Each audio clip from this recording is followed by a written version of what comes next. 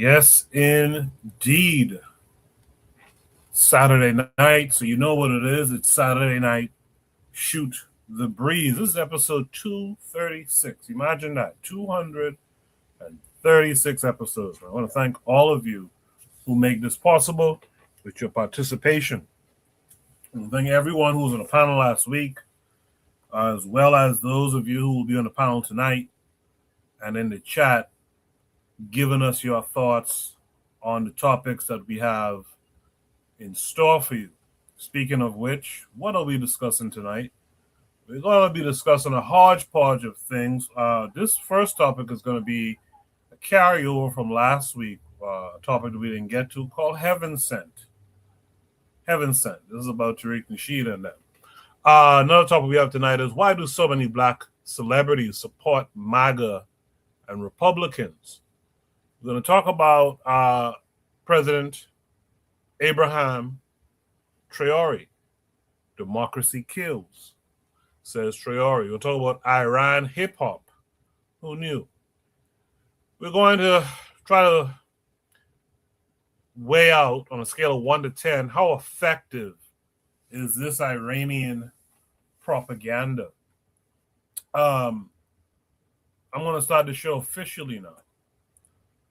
And on the other side, I'll drop Shoot the Breeze topic number 1, as well as introduce any and all of my panelists. But in the meantime, while the intro is going, please hit the like button, share the show, subscribe if you haven't already, click the bell to be notified of all things coming from the Bitter Medicine Podcast.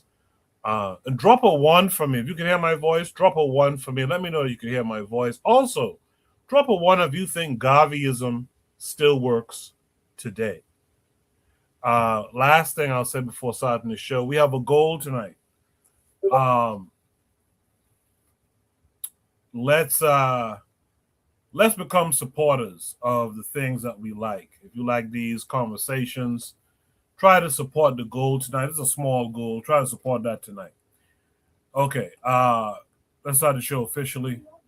And on the other side, we will discuss all topics as well as introduce all of our panelists. So please stay tuned.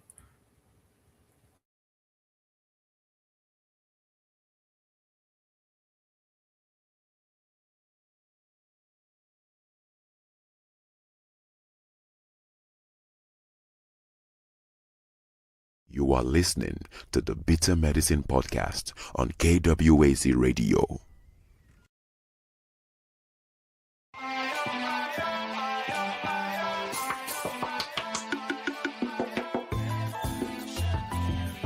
Welcome to the Bitter Medicine Podcast, where it's all about Black empowerment. Our show focuses on Black news and entertainment, arts, science, economics, history, people, and strategies that uplift, empower, and motivate Africans within the diaspora. And now your host, whose favorite color is black, Goku.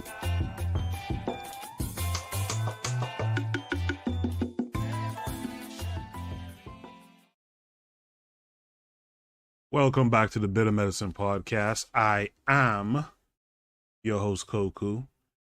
Just want to remind you guys before we get the show rolling that this show is part of a podcast network called KWAZ Radio. There are other shows on the network you are invited to tune into. This is D Webb with the Harsh Reality Podcast, asking you to tune in where we tackle the news of the day that affects our community, only on KWAZ Radio. Peace, family. This is Oni, inviting you to listen to the Pro-Black Perspective, where Black problems are addressed with Black solutions. Greetings, fam. Tune in to The Learning Curve with me, the Revolutionary Matron on KWAZ Radio. You are listening to the Bitter Medicine Podcast on KWAZ Radio.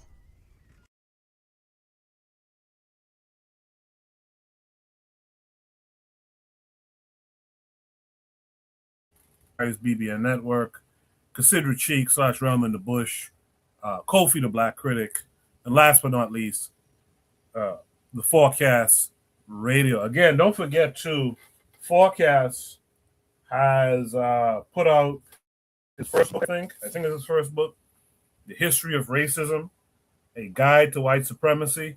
You can find it on Amazon right now. There's a Kindle version, there's a hardcover version. What I have in my hand right now is the hardcover version. Make sure you support that brother and his endeavors. The History of Racism, A Guide to White Supremacy. Make sure and check that out. Okay, man. With that said, let me welcome in my first panelist to join me tonight. That'll be Black Steel. Black Steel, how art thou? I'm doing wonderful, Koku. How are you? I'm doing good, my friend. Thanks for coming through as always. Let's just get right into it, man. Shoot the breeze. Topic number 1 says Heaven Sent. This came with a link. You guys might remember when Jacadero hosted 2 weeks ago. One of the topics that was discussed was what's his name? La Russell talking about Trump and Epstein and Hitler and all of them was heaven sent. So this is kind of a kind of tongue-in-cheek follow-up to it called Heaven Sent. Shoot the breeze topic number 1. We'll watch the video and then we will discuss it. I don't put the cake on for people, but I'm putting the point across that's more valid, I think. That brother Tariq Nasheed was gifted by God with a term for Black people to help them further and more positively in their existence. Now, he might be Black. Hold on. Let me make sure I'm hearing what you just said. You said that brother Tariq Nasheed was gifted by God to create a term for Black people in America. That are from the foundation of this country. And so this is this is an intervention by God. I did not say intervention. I said he was gifted. I know you use the term. But you spiritualize it.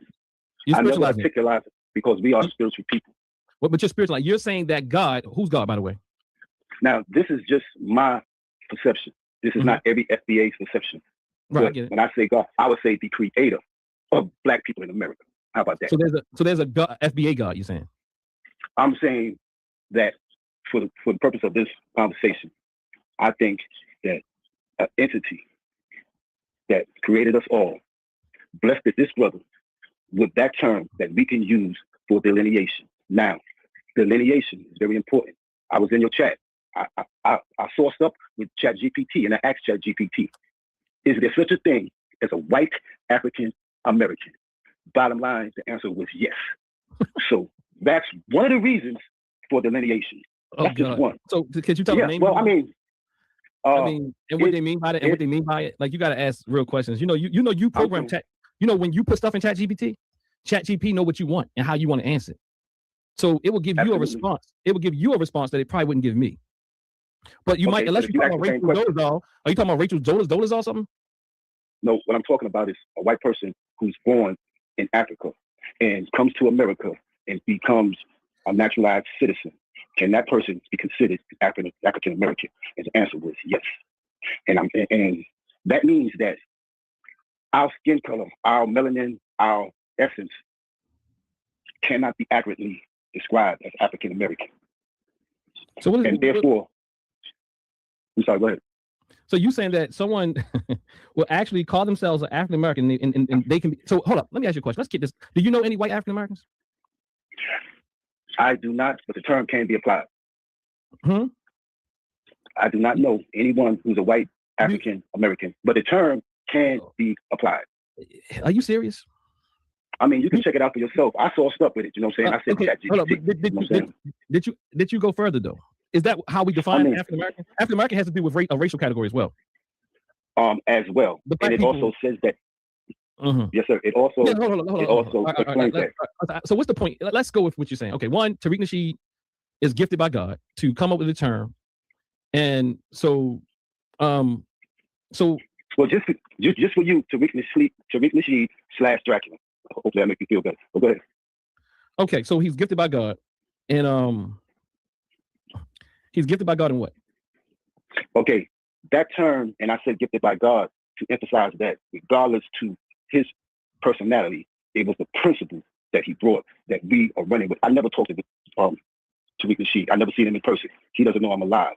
But me, as you call me, a genuine human being, realize this is something that we need. This is something that we need. And in fact, I'm here in New York. I see the necessity for delineation. I see the advantage of other people who are also Black, but they are not from the foundation of this country, get benefits that me, as a person who is a descendant from the people who may or may have not been enslaved, but were here since the foundation of this country. And I see them allow them to walk over us. And they do with disdain. Now, a lot of people who are not of our lineage is being FBA, or catches grades.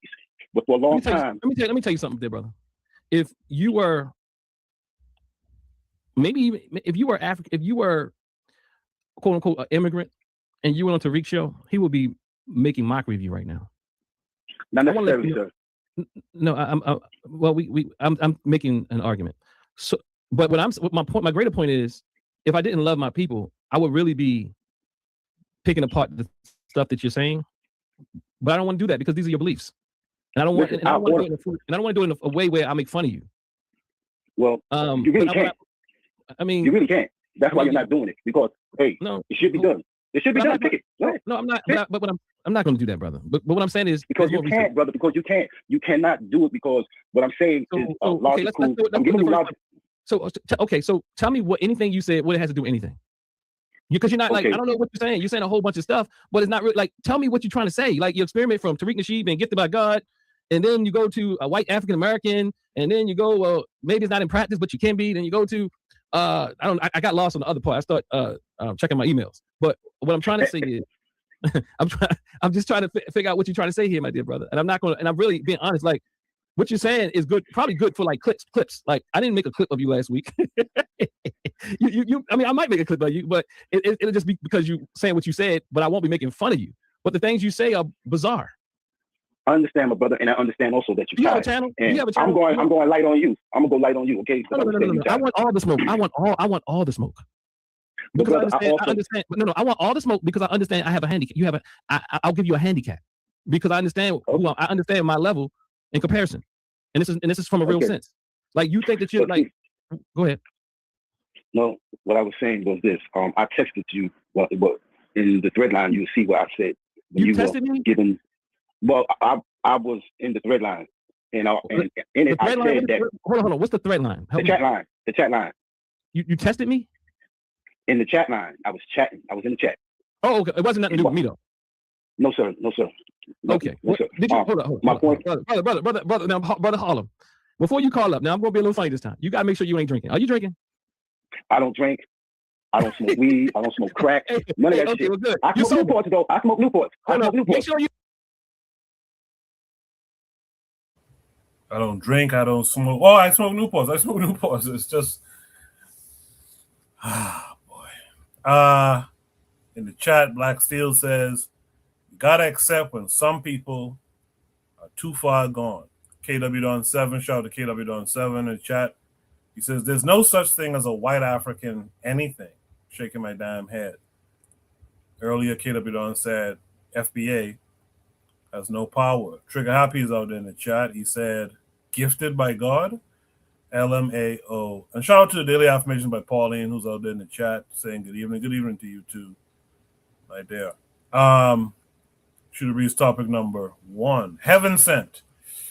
Let me introduce both of my panelists. Let me introduce my second panelist now, and then we'll start the discussion. Buana, how are you this week? I'm good, brother. How are you? Good. I'm hanging in there, man. Thanks for coming through. Good, man. Good. Yes, sir. Buana, I might as well start with you. Heaven Sent. What say you to what you just saw? Well, I mean, in this gentleman's mind, Tariq Nasheed has the divine powers of his FBA God. I mean, yeah, we are the brothers on the panel remind me that spirituality or African spirituality is important. So I try to not dig into people's beliefs, but on the other side of that is that I have some questions. I have some questions.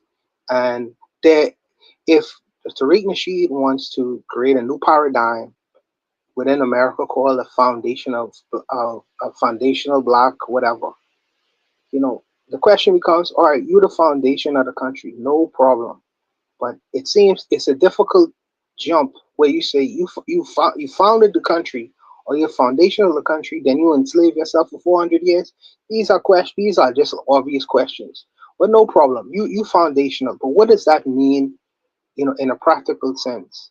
The debate now is over birthright citizenship. Who are Americans and who are not Americans? The and the and the Republicans or the right wing people are trying to turn the discussion based off of, as Trump described them, slave babies. This is what he said in the 14th Constitution. This is the foundational Black American nonsensical arguments. But you see, even the most extreme end of the Supreme Court right now are dismissing that outright. And they were saying that the context of the 14th Amendment, yes, it included that analysis, but it goes a little bit further. And we ain't gonna get into the legal discussion here tonight. But the reality is that how it's looking, there are no special Americans. We could have a discussion whether you have Americans based on an oligarchy or having enough money, whether you're above the law or not. But as the law stands, there's no set aside special American or special American groups within the document of the Constitution itself.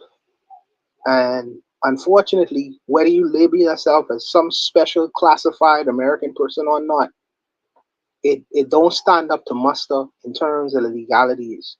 But if Tariq Nasheed is giving some of these brothers on the corner, on the streets, some degree of appreciation and being proud of themselves and these kinds of things, wonderful for him.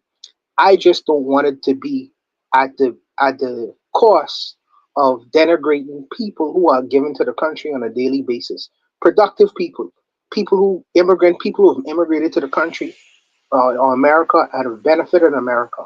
You don't have to do it to our disregard, disrespect, creating all these scapegoats and things of that nature. That's unnecessary. But if you're giving the typical street corner person some degree of being proud of themselves, let them be proud of themselves. But it must be you are not birth is where you were born is an accident of birth. You could have just as very well come out of a vagina in the Bahamas, in Jamaica, or even in Nigeria. It just so happens that the person who caught you brought you to North America, the 5% of the people who went there. So you really had no control over where you was born or not. But needless to say, like I say, when it comes to belief and people believe in the divinities of some people, I don't choose to get into them discussions. I leave them discussions for the religionists. So if the FBA God want to thrust his divine powers on Tariq Nasheed and make him the new prophet for the FBA people, wonderful for them, Coco. I hear you. I hear you. The problem is, well, I'll talk about it more later. But in the meantime, a lot of slaughters out there in the chat saying, "What's up, my people? What's up to you?" A lot of slaughter. Thanks for coming through. Again, we're discussing should read topic number 1, Heaven Sent, where a caller into Dr. What's his name? Dr. Assad claims that, in his opinion, Tariq Nasheed was sent by God. Shout out to the matron as well in the chat, right? Sent by God. And a whole 10-minute, actually it was a close to 20-minute discussion ensued. I played half of it around this idea, which is, to me, that's quite frankly ridiculous. But let me hear what Black Steel has to say about it. Black Steel, Heaven Sent, what say you? Well, brother, me and you are of the same mind because it is quite ridiculous, right? And I know Buana usually errs on the side of caution, but I'm going to go in because I got a little time. It's just the three of us. We got to accept some people beyond our help, man. It's like triage, right? You go on the battlefield. Some people get injured. Some people ain't going to make it, right? Some people you evacuate. Some people you don't take the time because they're not gonna make it to the evac station, right? They're not gonna make it, and that's kind of where I feel stuff like this here, right? This is such a sad situation, man. And just the things he's saying, he's not. I can tell just by his comments and his statement, he's not all there, right? But let's not forget who Tariq Nasheed is, right? Let's not forget this man was on television shows like Ricky Lake and Jenny Jones dressed up as a pimp, right?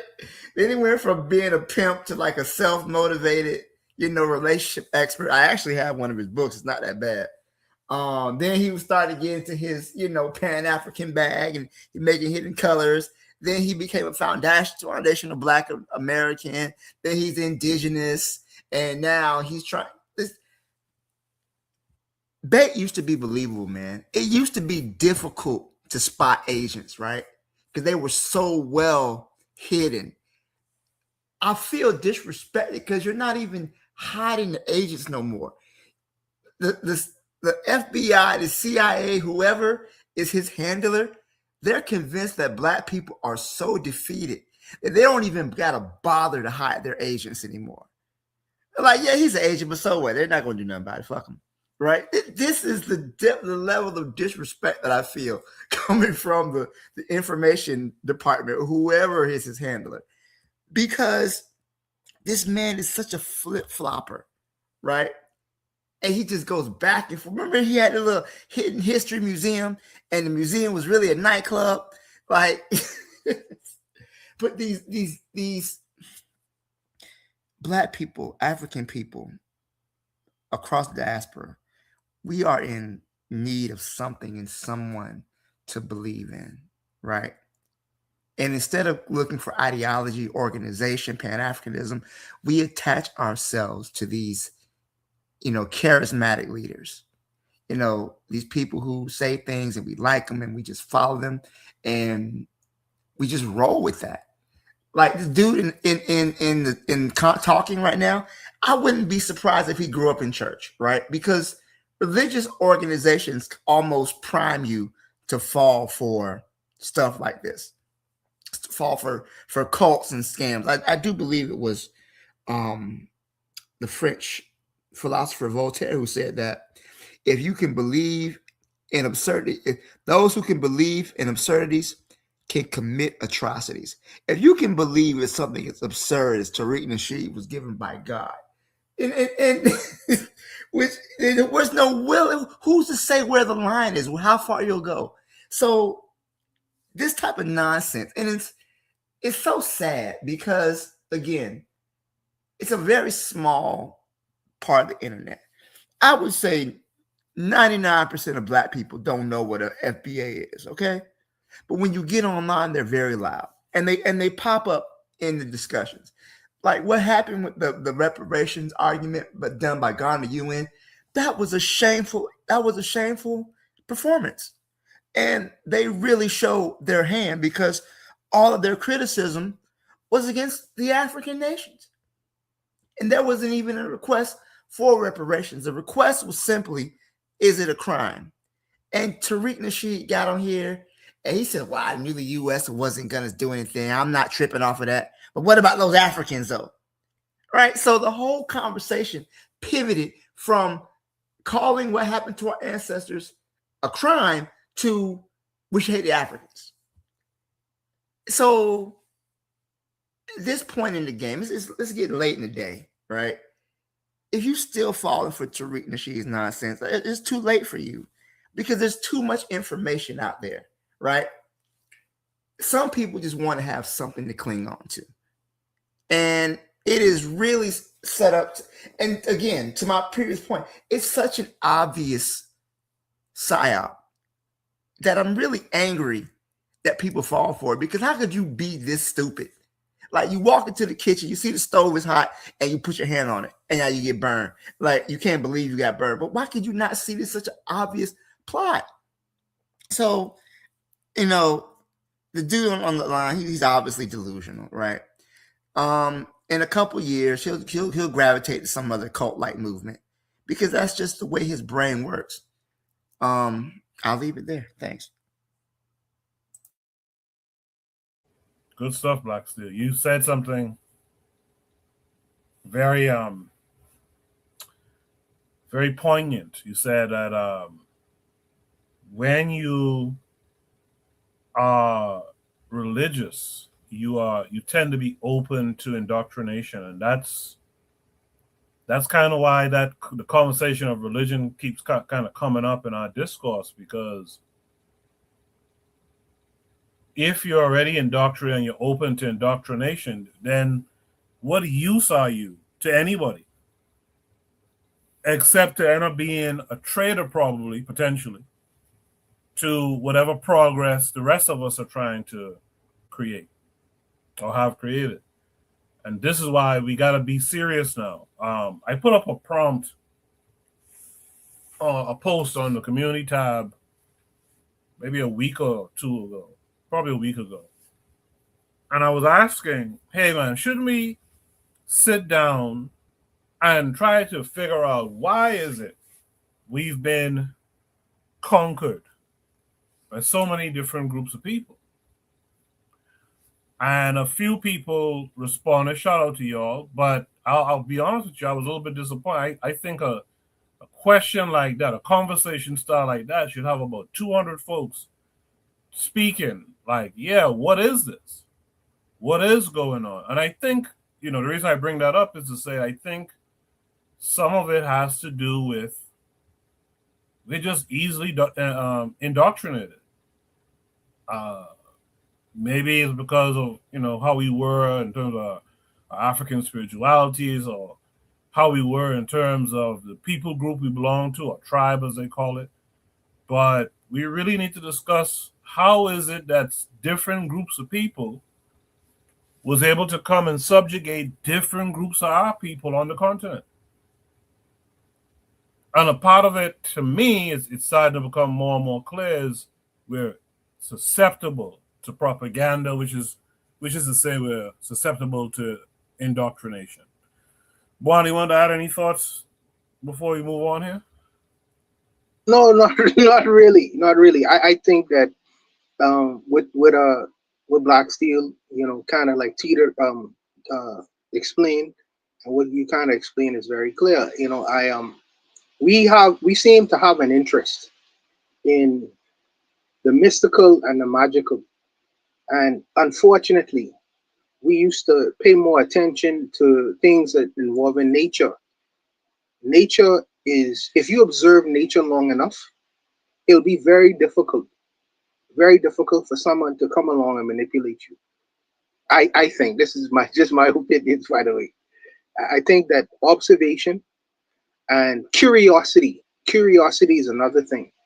I think that one of our greatest enemies, and I always repeat this on the Bitter Medicine podcast, our greatest enemy is an internal one. It's not necessarily an external one. It's our greatest enemy is an internal one. If I get myself right, then how I engage the world will be very different, as opposed to me being lazy and not trying to understand myself and how I function in the world first in relation to the outside world. See, the outside world will always have an agenda.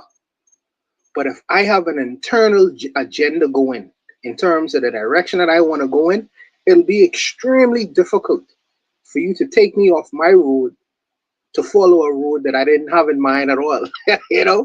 But you are easily able to convince a person who have no agenda all along, have no plan, have no goal, have no idea. They just what they call it, reactionary.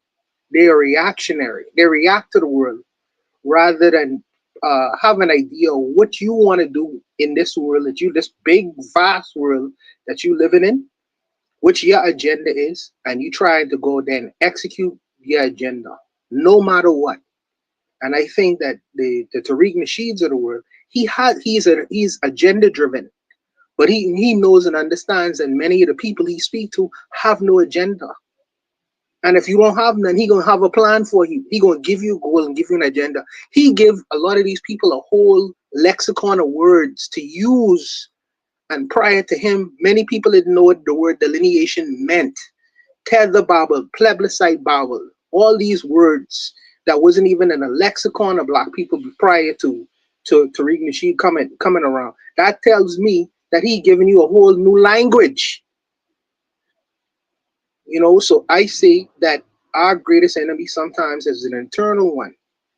You know, we have to set our own agendas for ourselves and then go out there and try to execute it. And any other agendas out there that's running counter to our agenda, then we need to take a second look at that and say, hey, he ain't going in my direction. Let me get off of this bus. But that's what I had to say to this Goku, just to add to it. I'll leave it there. Nah, good stuff, man. Good stuff. Black Steel, go ahead. Yeah. First of all people are susceptible to propaganda. It's not just African people. I know that, you know, we tend to be more on the quote unquote spiritual religious side, you know, but every person is susceptible to propaganda. I would honestly say that the citizens of the United States of America are probably the most propagandized people in the world, right? They are taught from cradle to the grave about the greatness of America, you know, my country, right or wrong. So it's not that, but I would say though, first of all, as far as to Buana's point about him inventing a new lexicon, this motherfucker is a high school dropout. Okay, he is not. These words he's getting are coming from his handler. I do not believe he is intelligent enough to come up with this language, right? Which makes me believe more that this man is an obvious agent, right? I think that, again, the way social media, the internet, online, the digital world works, very small and fringe ideas are able to get out there. But we have to really look at who benefits from this disruption. And I think sometimes these people don't look at the big picture. There's no reparations coming, right? And I think it's absurd that a country, that United States, that these FBA people believe that there's any type of reparation that's going to be happening without taking power first, right? Reparations don't come, you know, you're asking very nicely, right? At the bottom line, you know, that white people don't want to give it to you and you can't make them. So how do you address the power imbalance, right? And that power only comes through Pan-Africanism, right? There's no sort of way you can get in. Because look at the vote, right? Just talking about the vote, the UN. Every country in Europe abstained. Every single one, except for Russia. So every single European nation abstained. And the only 3 countries that said no were US, Argentina, and Israel. That lets you know the entire European world is united, right? They're telling you straight up and down, we are against recognition of historical claim. And they all said it with one voice. So what is the FBA's response to that? Is it to say, well, you know what? Why don't we organize, unite with our brothers and sisters who recognize our plight? No. Their response is to attack the African delegation. So to me, that should let you know exactly where their origins lie. Because if you sat up here and you just poo-pooed the fact that this country said that what happened to your ancestors was not only a crime, but we can never be charged for anything because it was legal when it happened. So it's all good. So with that logic, why were the Japanese awarded reparations? Because the executive orders that imprisoned them during World War II was legal. Why was that, you know, the Jewish people received reparation from the Holocaust? Everything that happened to them in Nazi Germany was legal, right? Because legality doesn't trump morality. But now they're trying to spin that thing on us. And instead of the FBA, these so-called, you know, proud to be Foundation of Black Americans speaking out against this, they attack the Africans. I really do think it's a high level of indoctrination. And also, too, I think it's a lack of knowledge coming from our people. And then when you get these people in these religious institutions, they go to church every day, they read the Bible, and they believe the Bible has hidden messages. You got the code and whatnot, and it's some people are just, you can't help them, man. I only hope. Go ahead, Juan. What you gonna say? I've been talking. No, not go ahead. But Black Steel. You, as a formal educator, I understand where you're coming from, but don't so easily dismiss, even if he is a high school dropout, 9th grade high school dropout, right? Don't so easily dismiss the fact that even though he is not formally educated, he may be informally educated. He may read, he may study. I know you're like, nah, I ain't studying. I think that Tariq Nasheed looks at these far right wing websites, 4chan and the lot, which talks about white replacement theory. And he said that how can I use this as a tool to put a black face on this and use the same kinds of language, or even come up with language of my own, but just put a spin on the things that I'm seeing, because they're popular in white ring circles. So obviously how can I use this tool to make it popular with my audience? And he's been vastly successful. So I'm saying, don't underestimate informal education, brethren. Yeah. I don't usually, right? But I only say that because the words he's coming up with, they really seem like somebody told him these words. Say this, say that, say this is how you get your people into. I really feel like he's working with someone, because this is very coordinated. This is very organized. Whenever you go online, you start having discussions about black people, these clowns pop up in your mentions.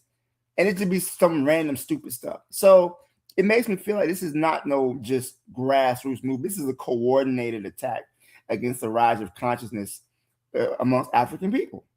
And you think he's getting help? I think he's getting help too. I think he's getting help. He's getting help. I agree. This is not an organic movement, right? I agree with that. The symbolism and everything, it really comes across. I wouldn't be surprised in 50 years they unclassify all the documents and we find he was a well-paid agent for years, right? I would not be surprised at all. Him, Yvette, Boyce Watkins, who else? All of these people are meant to sow confusion and discord within the black community. It's I feel like we never have come up with a way to deal with our traitors, right? That's something that has been a weakness for us. It really is. We have not come up with a way to counteract intelligence against us. And I think it's because African people tend to be very trusting. We tend to be very open, and we like to understand and hear different viewpoints. And then boom, we've been betrayed. Like when we're sitting there with the shocked Pikachu look on your face, like what's going on, when we didn't pay attention to the signs. And our enemy is very organized. They're more organized than we are. So they didn't skip a beat, even in the face of ridiculousness. Like this man, what he's saying is a ridiculous statement. Sent by God. For what? A former. Okay, I'm done. Yeah, we tend to. I would agree with that statement to a point, last year. I think that we tend to be open when it comes to other people, as long as these people are European and European adjacent people. Because when it comes, it seems like when it comes to black people or brown people or whatever, it seems that we close ranks very quickly, man.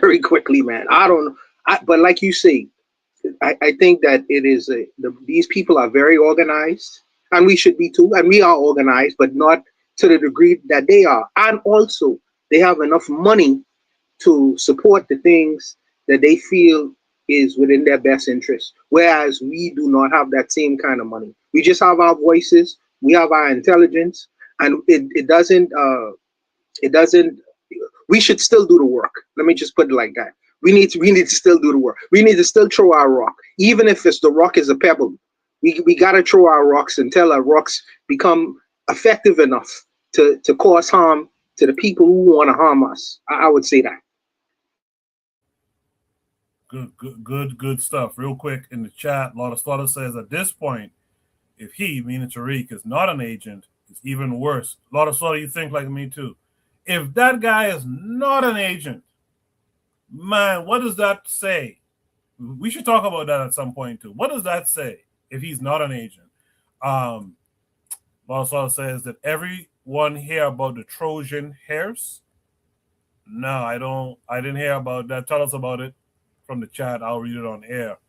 Let's welcome in our brother Bakari, who's come to tell us how heaven sent Tariq is. Bakari, how are you this week? Everything's everything, man. I'm good. What's going on, Bawana and Black Steel? And you're right, Bawana. We need to throw our rocks. What's happening, Mississippi? What's happening? But look, man, that was crazy. Tariq sent from God. Oh, shit, I said his name. That guy sent from God. And, you know, I agree with Black Steel. Somebody telling him those words. He don't seem to be that intelligent. But the whole crew is doing it. Jason, who say he's black, did y'all hear him the other day? He did the same thing. The problem is the Ghanaian president just mentioning the transatlantic slave trade. They're trying to take our reparations. They have a problem with anything black. And I'm glad Tariq gave him that word, delineate. I'm glad he did. And we need to understand what it means. Like when I called in on the Good Doctor show the other day, right? I think Bawana came up after me. Why, when a president from the Baltimore chapter of the UNIA, right, was on there, I asked him, why do y'all keep calling him brother? That's the problem we have. We can't let people go. He's not a brother. We have to be willing to let people go. We let these people in our spaces. They come, they disrupt. And we have been told, I want y'all to understand, when I say, Bawana just touched on it, when I say we're being outworked, we want to say, you know what? We don't want to be an echo chamber. But you know why they shit move? Because they're an echo chamber. Somebody have told us that it's a problem with us agreeing on moving together. So somebody have to come in, and we let these people in. They have to come in and say something different. If we're talking about unity, if we're talking about whatever it is, well, you don't want an echo chamber. But the people that's creating this ignorance and this stupidity all over social media, it's all in echo chamber. They're louder. They're much definitely dumber. They're most definitely louder. But they're also, like Bawana said, they're outworking us. That's the problem. When the brother from Baltimore said, when the brother from Baltimore said, yeah, but our word needs to be heard too. You're right. It needs to be heard, but they're outworking us. They're not getting anything done. They're just screaming real loud. And their activity is work to them. They have a coffee shop that they call a museum. They were going to constantly give money to what this guy want to do. They have their supreme leader, like MAGA have theirs. And the problem is, when it comes to us and what we're doing, we can't even say, you know what, let's meet on this date in this place so we can create a plan, not all on social media. They're outworking us. They're very dumb. They're here for confusion. I'm glad they have decided to delineate, because I've been said I'm done, but I'm glad they said it. And I hope other people hear that and stop saying them our brothers and them our sisters. No, they are not my brother. They're not my sister. I won't say they're not, but they're not mine. But if we want to do something and we want to shut them up, we have to do something, and we have to show progress. Because all you have to do is show progress. They will get off that wagon. Just like all of the FBAs didn't just go at the president from Ghana. Me and Koku, we communicate sometime via Twitter. What did the guy say? He never said. All of a sudden, he never said he was African. And that's what he said. because didn't he say something like that, Koku? Absolutely, yeah. All of a sudden, we're FBA. We're not saying we're not African. All of a sudden now they're coming back to being African because only thing the African president did was say the transatlantic slave trade was the worst thing that happened in human history. To them, they hear reparations. To the leaders, and some of them, they want to say, well, they're taking out reparations. They ain't got no reparations, right? But to others, they hear reparations and like, shit, I got to get back over here saying I'm African because it seemed like they going to get some reparations. Didn't even mention reparations. But that's all we have to do, man. They're outworking us. We want to shut them up. We want to shut them up. We have to organize. We have to organize. We have to strategize. We have to organize. We have to unite. We have to strategize. If not, man, we just going to keep running in circles on social media, hearing the people really loud. And now this ignorant shit is moving out here into the streets. And what we are trying to convince people, yeah, but we African though. No, we ain't. We indigenous. I've heard people with all kind of degrees all of a sudden now saying this because they're outworking us and we are not showing anything and we are not doing anything. If we want things to change, we're going to have to do something other than be on social media because we ain't got nobody with money backing us who's going to promote your channel, who's going to make sure you have 200,000 subscribers, who's going to make sure you have 500 to 1,000 people watching you. We don't have that because they understand who we are. So we going to have to do it. On that, I hear the mic. But Bakari, when he says that they are working us, he means on a grassroots level. But on an international level, let me just say, the African leader, Muhammad, he didn't just stand up there and make the statements that he said. What people don't know and don't see is the African Americans, the Caribbean people who have went, because when they had that thing with the Ghana situation, many Africans from the West came to Ghana, and they put that in Muhammad's lap. Not only that, Mia Motley has been working very much on the scenes on the same particular reparations issue. I think that she spoke about it in the UN, but she has been on the coattails of many African leaders talking about that. Not only that, African Americans, I forget, in Cobra, they were working behind the scenes. So when you see, in terms of reparations, so when you see an African leader of a country, a respected country called Ghana, speaking on the issues of reparations, that's not only him. That is the work of many people behind him to get him to make statements like that. That's the first thing. The second thing is the Francophone world. We are talking in English right now.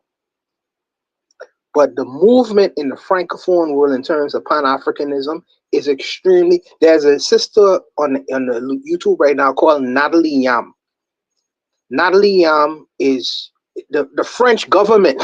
In the French government, I think that they took away her French passport, and they kind of like really shadow banning and watching her. Her people like Kemi Seba getting all kind of issues because he is working alongside the AES. He is working alongside them brothers. I don't know what kind of education he's giving them, but Pan-Africanism is actually doing work on an international level. But we are the grassroots on this side of the world. So we think that because we hear these loud voices on the internet, that things are not actually happening on the ground. That's not really true. But I understand Brother Bakari where he's come. I'm coming to friggin' Atlanta, I come in Atlanta, Brother Bakari, that I come in Atlanta to come see him before he see me. But he is right. He is right when he talks about on the ground, grassroots people, hand to hand, speaking to people. You have to get that message out there. And in reality, in practice. So he is right. I don't know why he stopped the black business thing. He need to get back on that because that is important. But you just have to do the work. Just do the work, Brother Bakari. Do the work, your work. Do your work. So it can be said when you're son gets older, my daddy ain't do nothing for this movement, because the state of the world is actually changing, and we have to get on message. Just get on message and do your work, brother. Where you planted, do your work, and that's all I would say. I'll leave it there. I'll leave it. So I would just go ahead. Okay, go ahead, Black Steel. Go ahead. I would say that Bakari says we're being outworked, but to your point, Buana, and to like Trigger Happy saying, Pan-Africanism is a real thing, right? Well, these FBA dudes are trolling online. Their only work is in causing confusion. And I would argue that most Black people don't even know what they are. So whatever they're doing, whatever agent provocateur mess that they're involved in, I would say that they merely are just basically background noise, right? We hear about them because, much of the world is online. But what schools or what after school programs, what shopping centers are being ran by FBA? In fact, all I ever hear is them complaining about how immigrants have done stuff that they haven't done. How can these people come to America and open a grocery store? They're not FBA. Okay, but what's stopping you? If you can sit here and bitch and moan about what another person is doing, then why don't you do it yourself? So I would say that the only work that they're doing is the work of confusion. They don't really do anything in real life.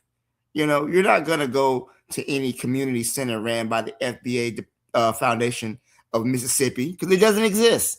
It only exists online to cause confusion. So the only work we need to do is how do we counter that narrative? Because outside of that, they're pretty much they have no real presence. They're not crafting legislation. I remember that one dude who said he was going to sue the African people who sold us in the slave. Whatever happened to that guy? That lawsuit went no fucking where. So just like the rest of them. I understand that Pan-Africanism is international, right? But I'm talking about, because it could be some good people over there that I could possibly call brother or sister, right? But what I'm saying is like here. So this is what I'm proposing. It's going to be summertime. We can meet somewhere. Now, I used to say South Carolina, but we getting some land down here, some Pan-Africans, we getting some land. So instead of taking 3, 4, 5 days to go to South Carolina and meet with the Gullah Geechees, y'all can come help me cut down some trees. I'm just throwing it out there. I'm just throwing it out. I'm just throwing it out there. Y'all can come help us cut down some trees. Y'all can come help us cut down some trees and clear this land for our chickens and our goats and our 1 acre lake. But because that's the plans we are working on it now. And we are working on it now. We got somebody already. They clearing 3. We got another 3 we got to clear. But what I'm saying is when I say that outworking us, like here, right? That's what I mean. So I said I don't want to show anything that I'm doing online, but I'm gonna have to change that, right?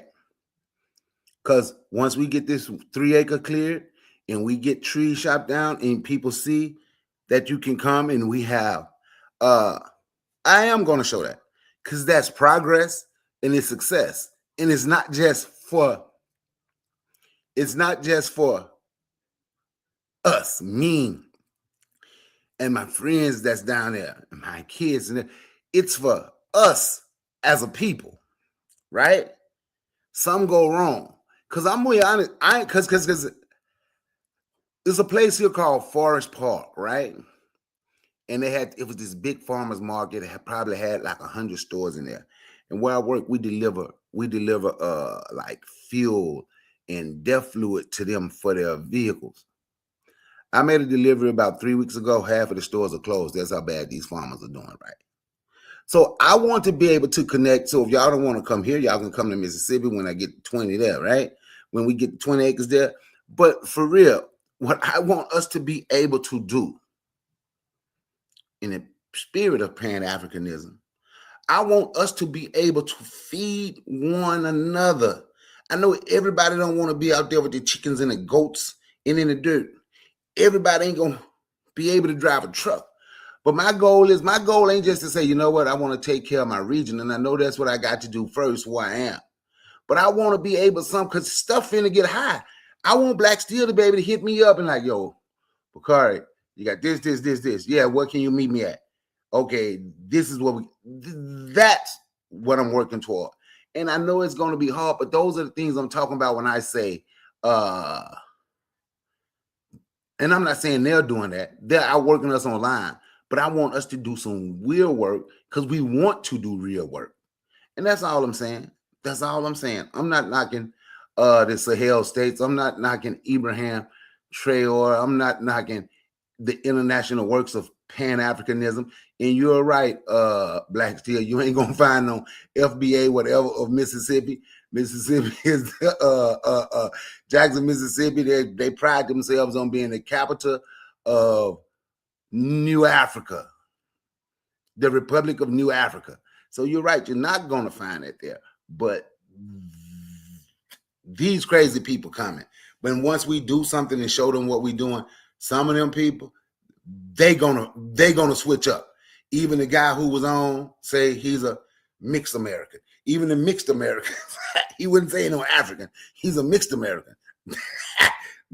Some of them gonna even try to get on board. That's all I'm saying. Pan mulatto. Yeah, you had the Pan mulatto. We got the mixed American. But I do notice Black Steel and Bawana don't want to come help cut no trees down. I'm just throwing it out there, Black Steel. Now, I ain't never cut a tree in my life, bro. So yeah, I'm too pretty to cut trees. But listen, my aunt gave me a chainsaw, and I use it to trim back the tree in my backyard. That's all I got for you, brother. I'm sorry. Okay, so y'all can say this then. Once the trees are trimmed, and the goats and chicken, I'm gonna set. I can do the chickens now. I'm gonna set the date where y'all gonna come and we gonna smoke 1 hour goats and 1 hour chickens. Last day of school is May 29th, Bakari. I'm all yours. Yeah, call me when the hog maw finish. Call me when the hog maw cook. We ain't got no pigs. We got goats and chickens and fresh honey. Lady coming down on her spot with us. She coming down. She's a beekeeper. Which I've been around honeybees like that. Long as they're a distance away, I'm okay. But she's a beekeeper. We have someone who's gonna come dig us a 1 acre lake. We gonna fill it up with fish, and we gonna outwork them because that's what Pan-Africans have always done.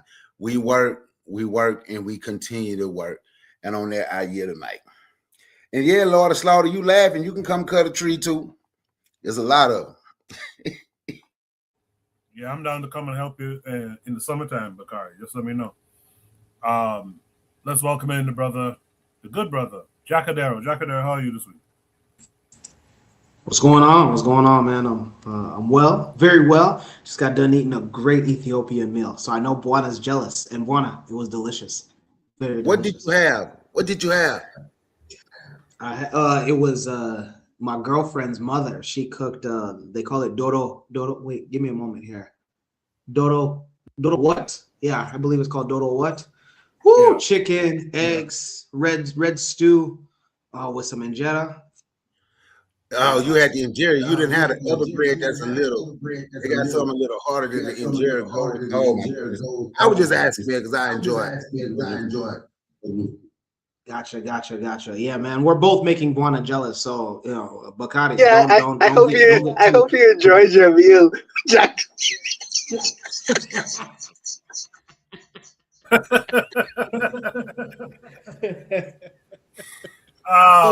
the name of it, Dodo what?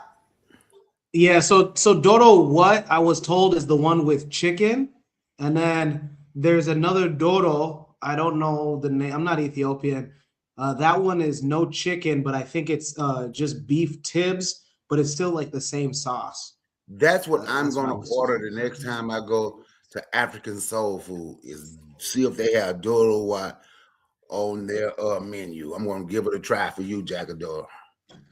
Man, it was fire, man. I up here in Omaha, it's like 44 degrees, so the weather hasn't been the best, but that warmed my stomach up. And Buana, I know you're jealous. It's okay. It's no, okay. I want you to make sure, take care, protect that sister, Is she doing these kinds of things and things of that nature? Hand go hand come. It's reciprocal. So you have to make her your chapatis and make her your ugali and you have to invite them over and extend the same graciousness that they extend to you. You know what they say. Whenever somebody says like happy wife, right? Happy life. I say happy king, happy kingdom. Huh? How about it, Chuck? How about it? Huh? Does that work? Bona's like no. But yeah, I'm excited to be here. Thanks, Koku. Yeah, Ethiopian food, man. I know a lot of people. I wonder why that is. I know there's people in the States who try Ethiopian food, black folks who try Ethiopian food, and they don't like the injera. But me personally, I love all that Ethiopian food. And in fact, you guys talking about the Doro Wat and stuff. I find that their vegetarian platters are really good and healthy at that too, man. So if you have a chance to check out an Ethiopian spot, especially in these places where there's a sizable number of Ethiopians, man, check it out, man. The food is good.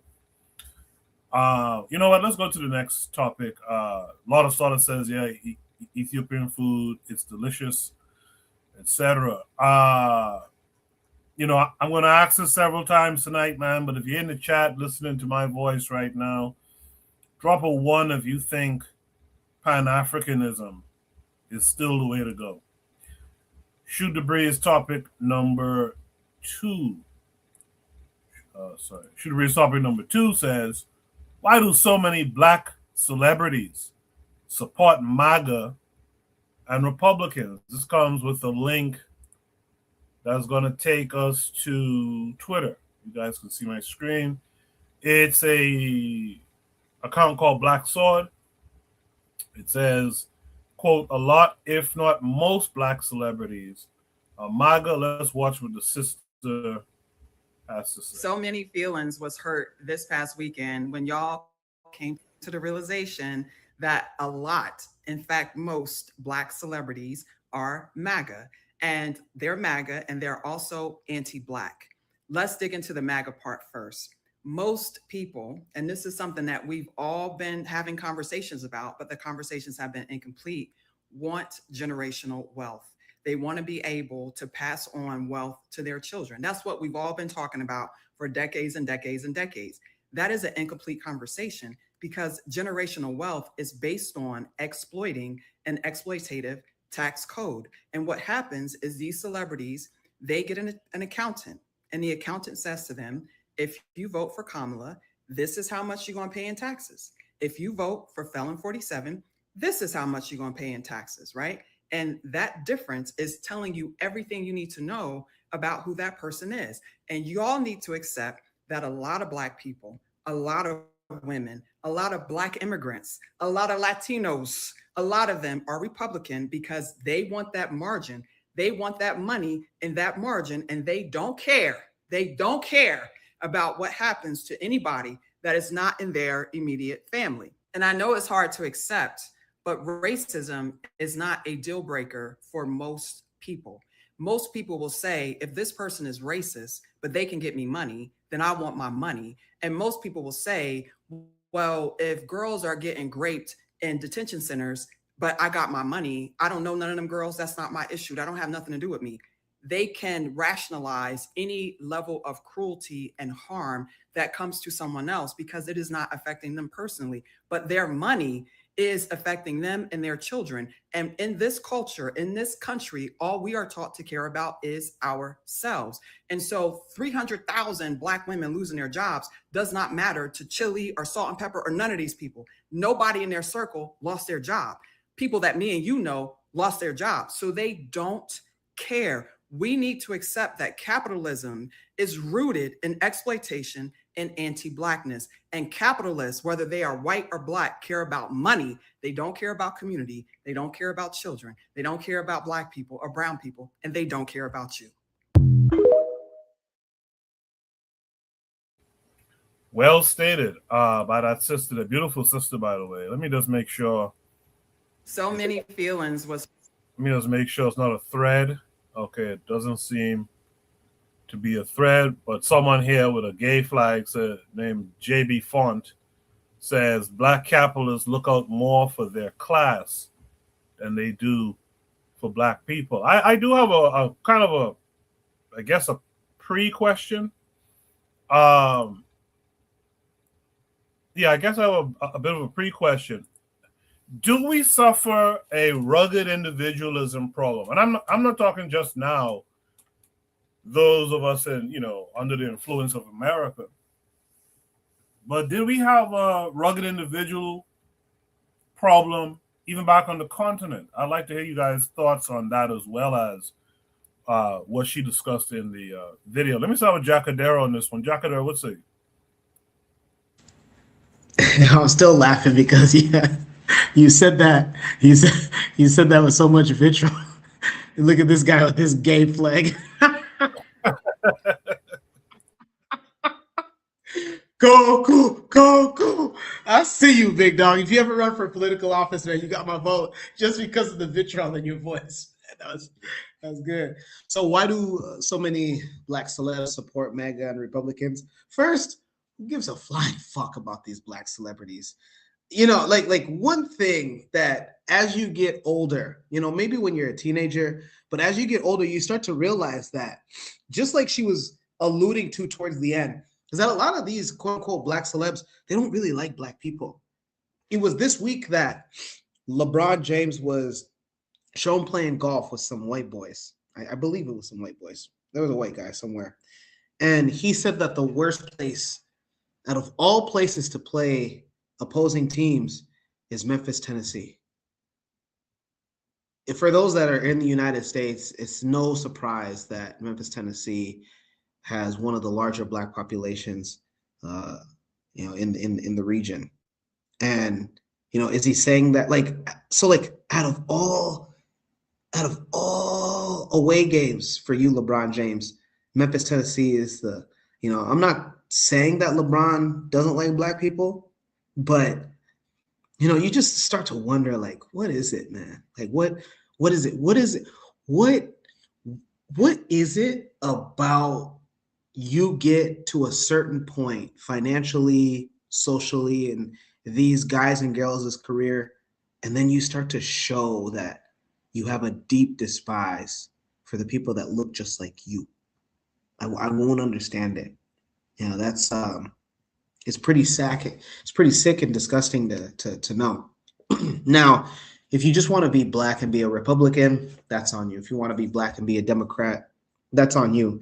But to support MAGA, really, really,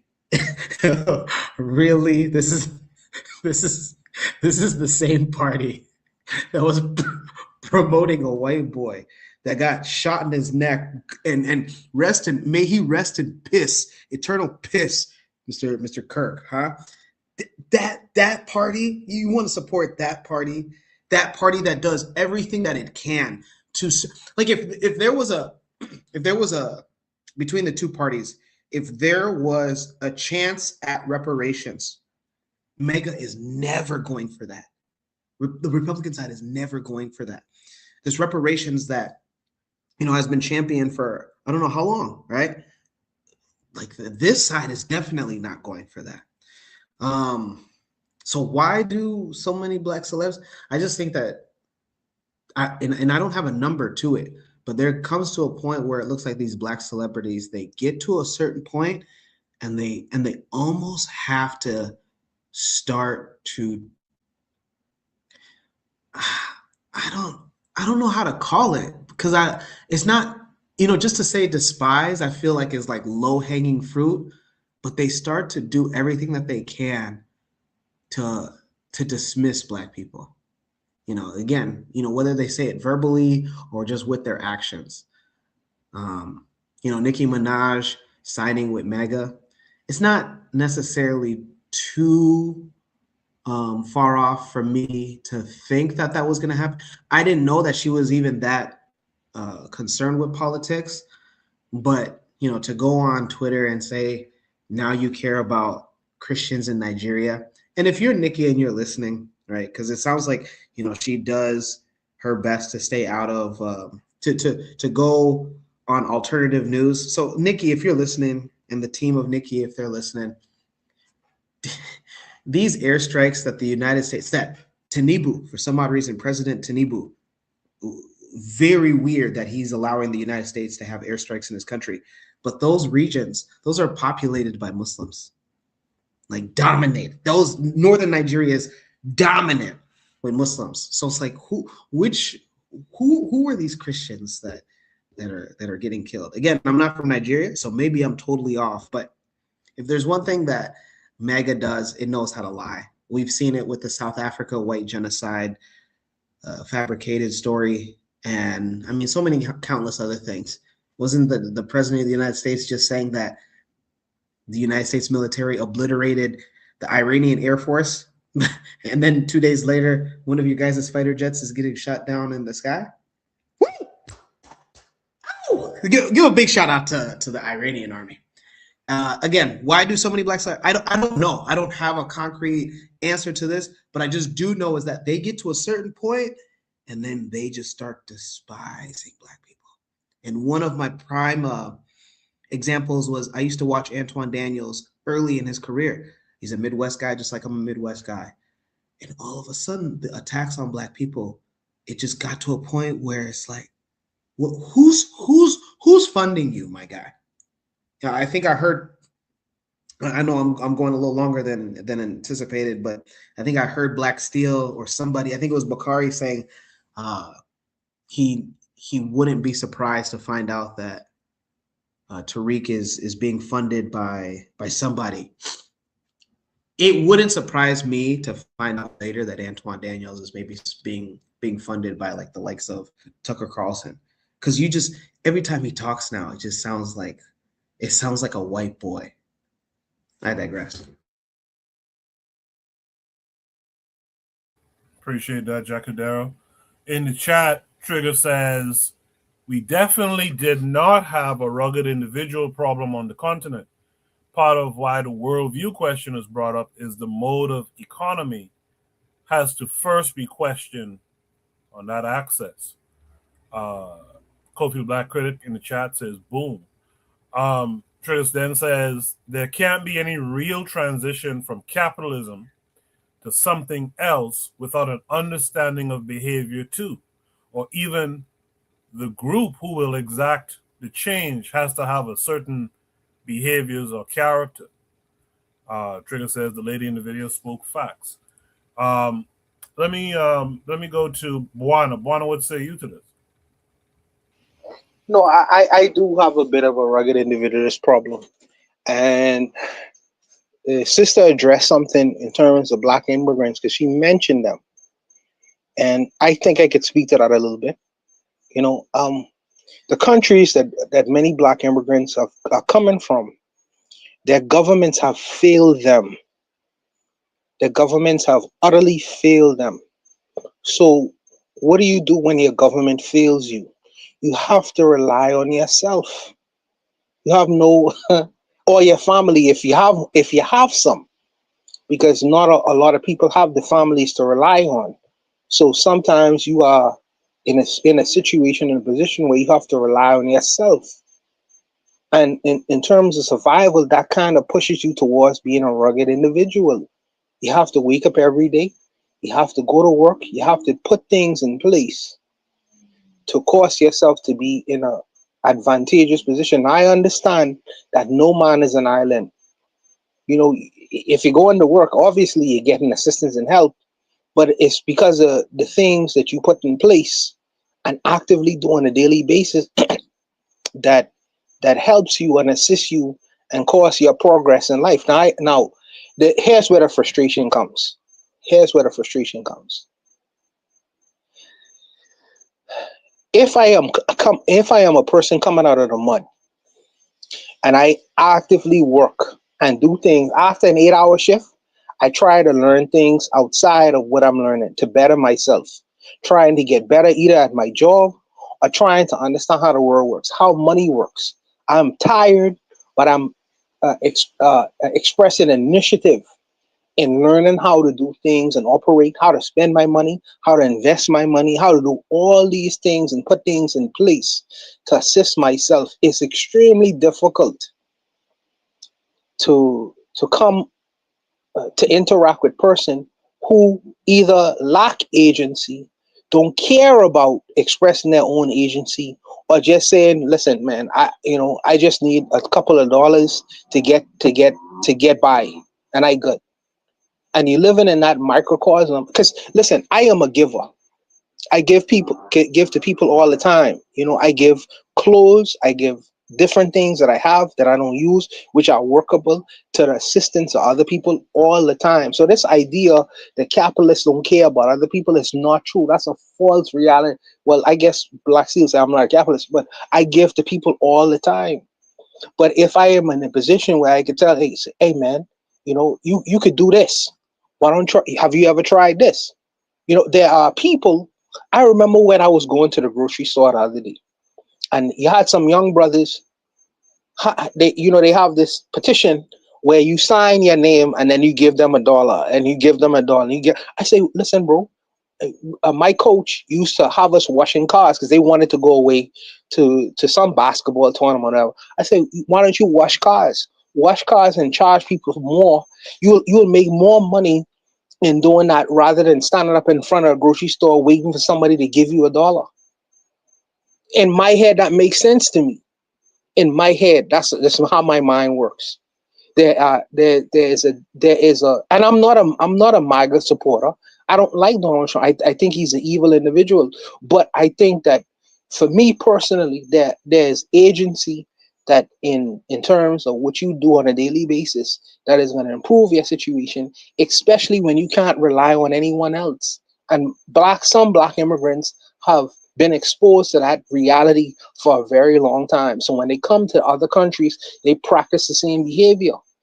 Because when I hear this idea of big government, could you imagine in the countries where we coming from? I don't want big government to control everything because they are ineffective. They are ineffective.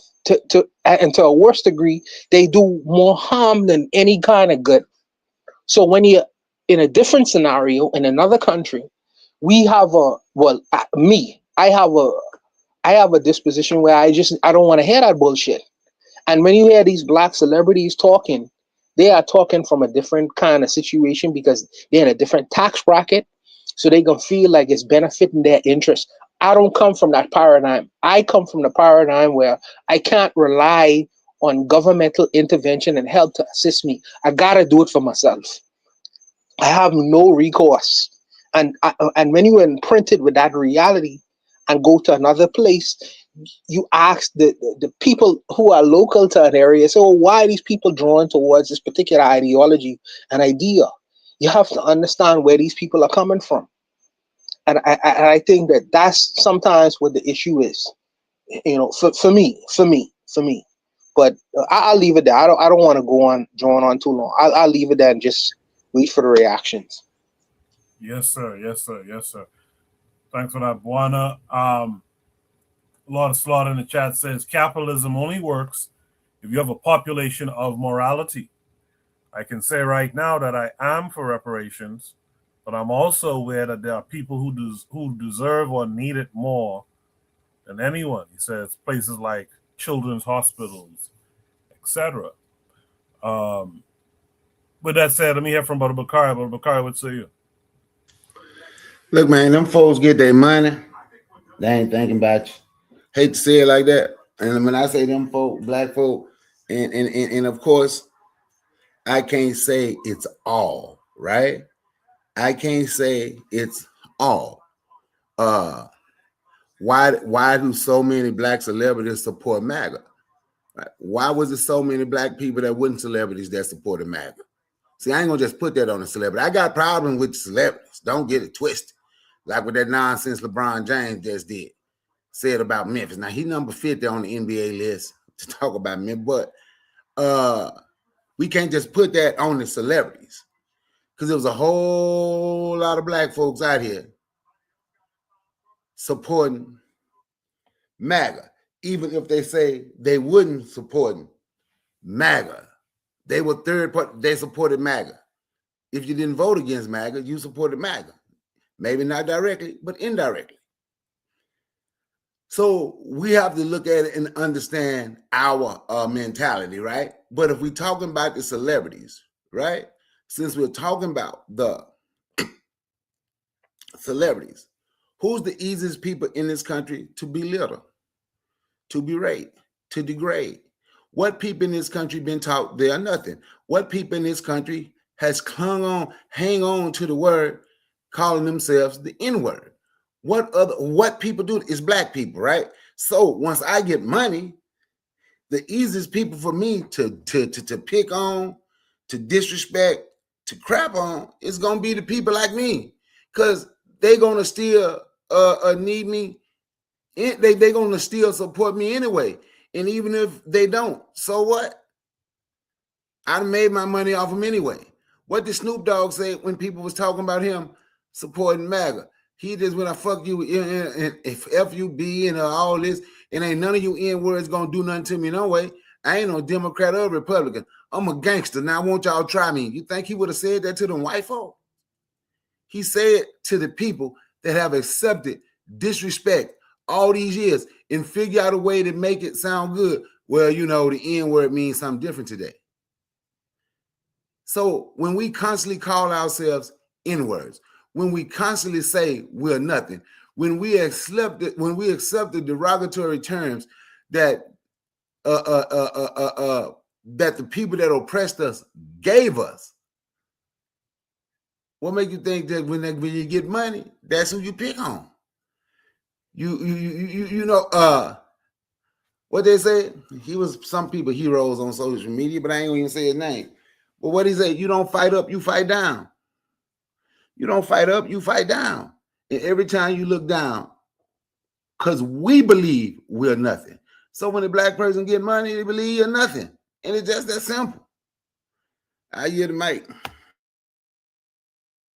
Appreciate that, Brother Bakari.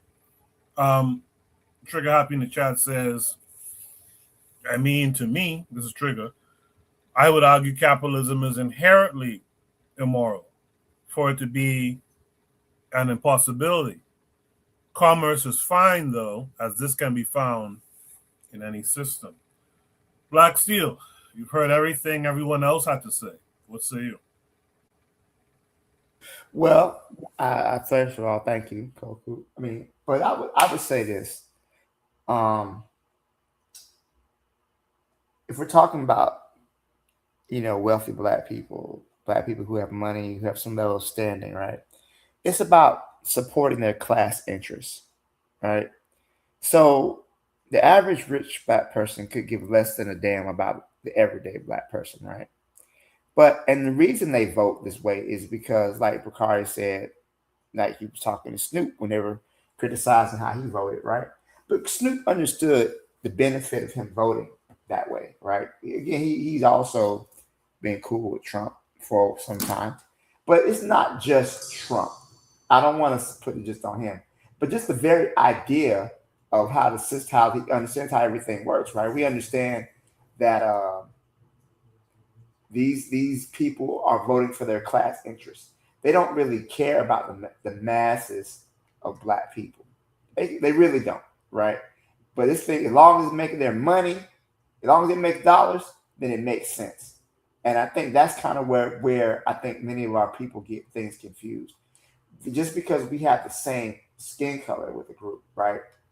That doesn't necessarily mean that those people are going to be on our side. So they have their own interests at hand, meaning they want to be able to make money. They want to be able to have the tax breaks. Stuff like that is very important to these individuals.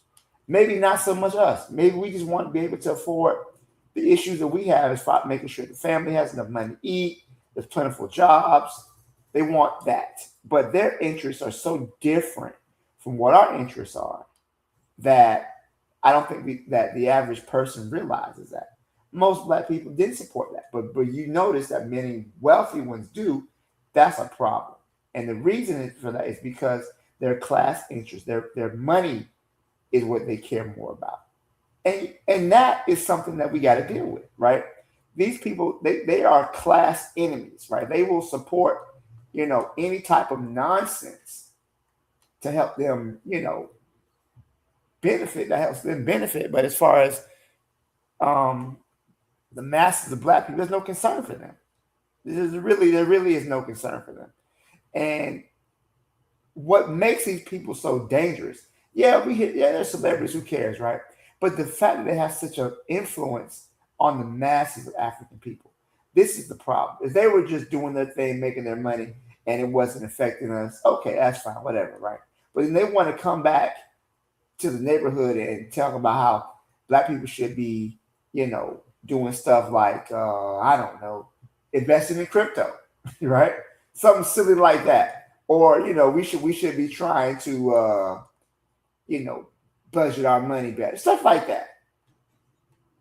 This type of stuff just doesn't, I don't know. To me, I feel like it's really a hustle. It really is a hustle. So I'll leave it there. Thank you. Yeah. But hold on, Black Steel. Hold on, Black Steel. I have a question for you, brother. Sorry for interrupting, Coco. So, all right. I don't know if you know this rapper named Nipsey Hussle, but he was a millionaire who stayed in his community, and the same people who you're talking about right now, and maybe it's an extreme example, and I don't want to use him, but his community, the people didn't, they harmed him. His people harmed him.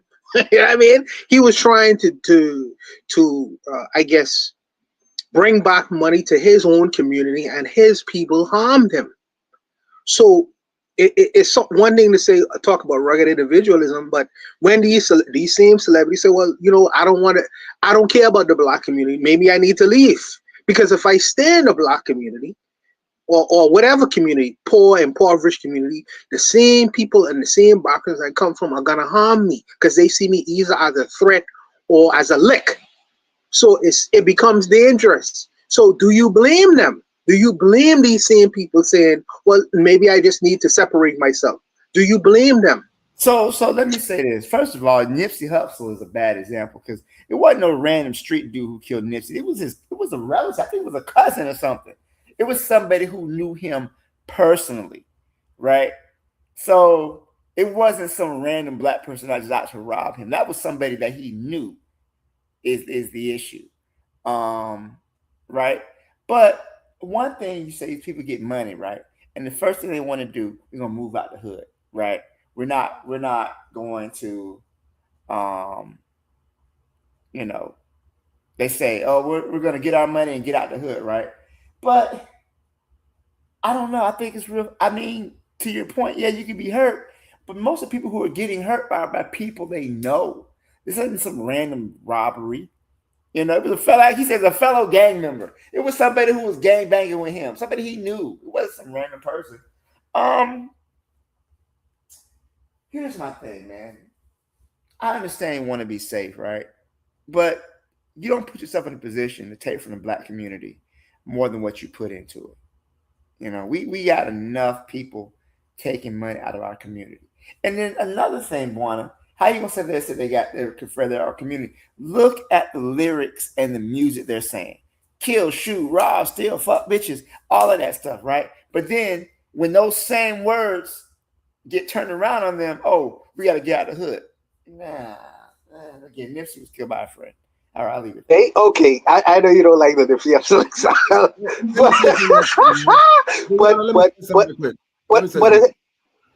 okay, go ahead, brother. Okay, go ahead.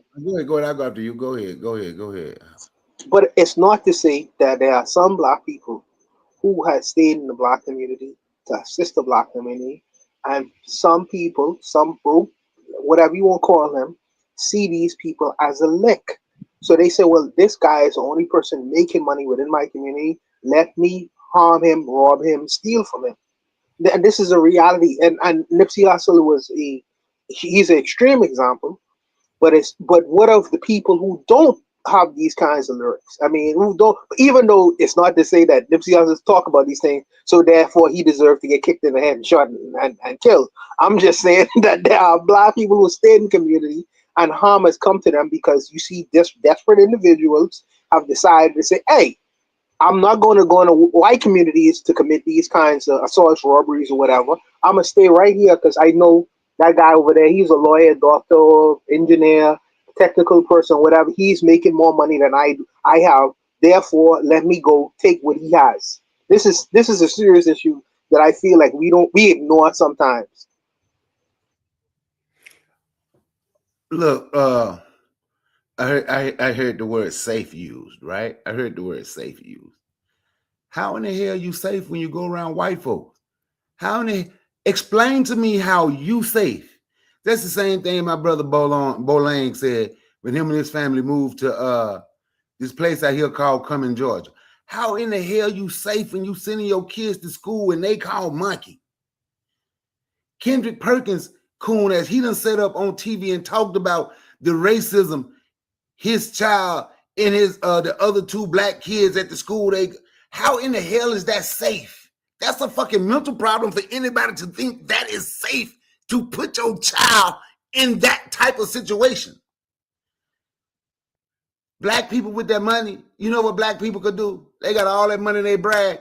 Instead of begging to go live next to white folk, how about build your own damn $1 million subdivision? How about build your own? You want to be safe because you ain't safe around them. So your money, when people say race and class ain't the same. You done heard rich black folks talk about how they be treated by rich white folks. Go talk to them folks. They go through it too. They gonna get treated bad by the police too. You can find all kind of examples. They get so explain. I just want to hear how the words they want to feel safe.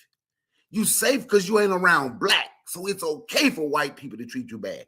Because you ain't got the sense God gave a goat to say, you know what? I'm making 50 million.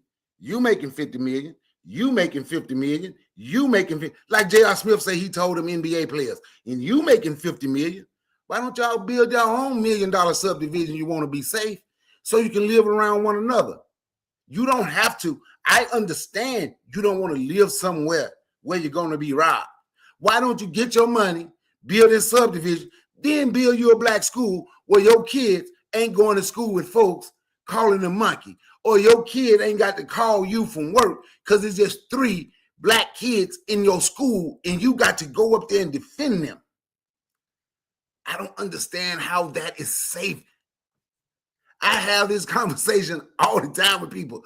Explain the safeness to me when you move around white folk.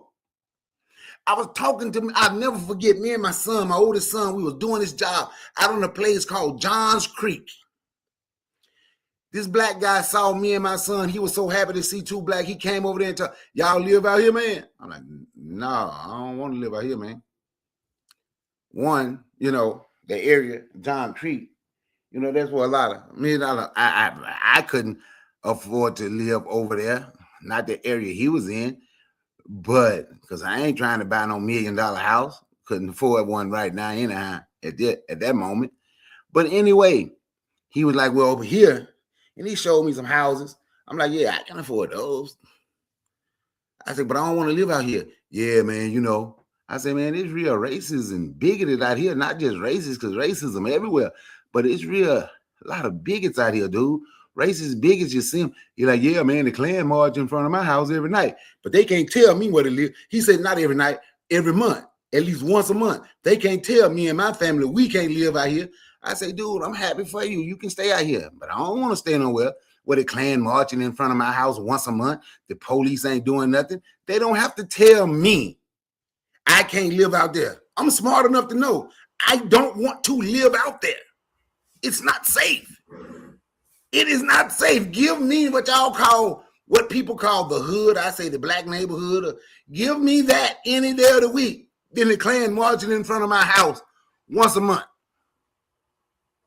Give me that when my kids ain't going to school being called monkey and jumped on and attacked by white folk. Explain the safeness in that.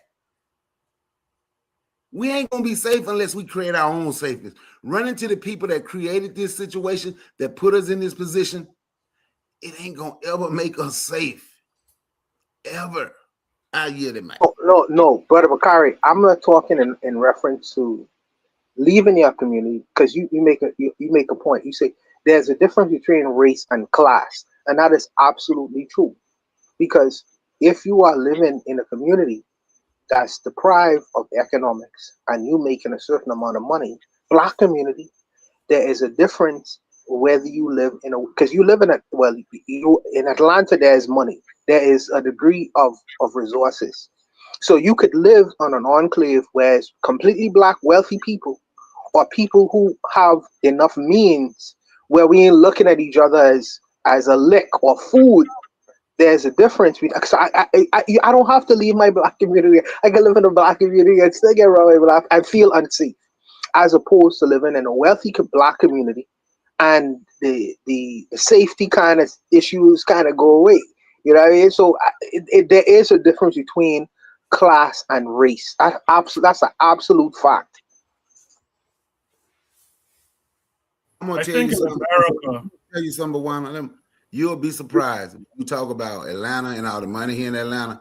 You will be surprised the few upper middle class to rich black neighborhoods you'll see in Atlanta, bro. They have the same mentality. They want to go around them folks, bro. I'm telling you, you would be surprised of how few upper middle class to rich subdivisions that you were like what T.I. used to live. I don't know if he still lives, that place called Country Club of the South. Yeah. He lived in the Country Club of the South. My pressure washing business had a contract with the dude that owned 8 daycare centers. We become millionaires and we go live somewhere. We living next to people that own daycares. We living next to dentists. They was already there.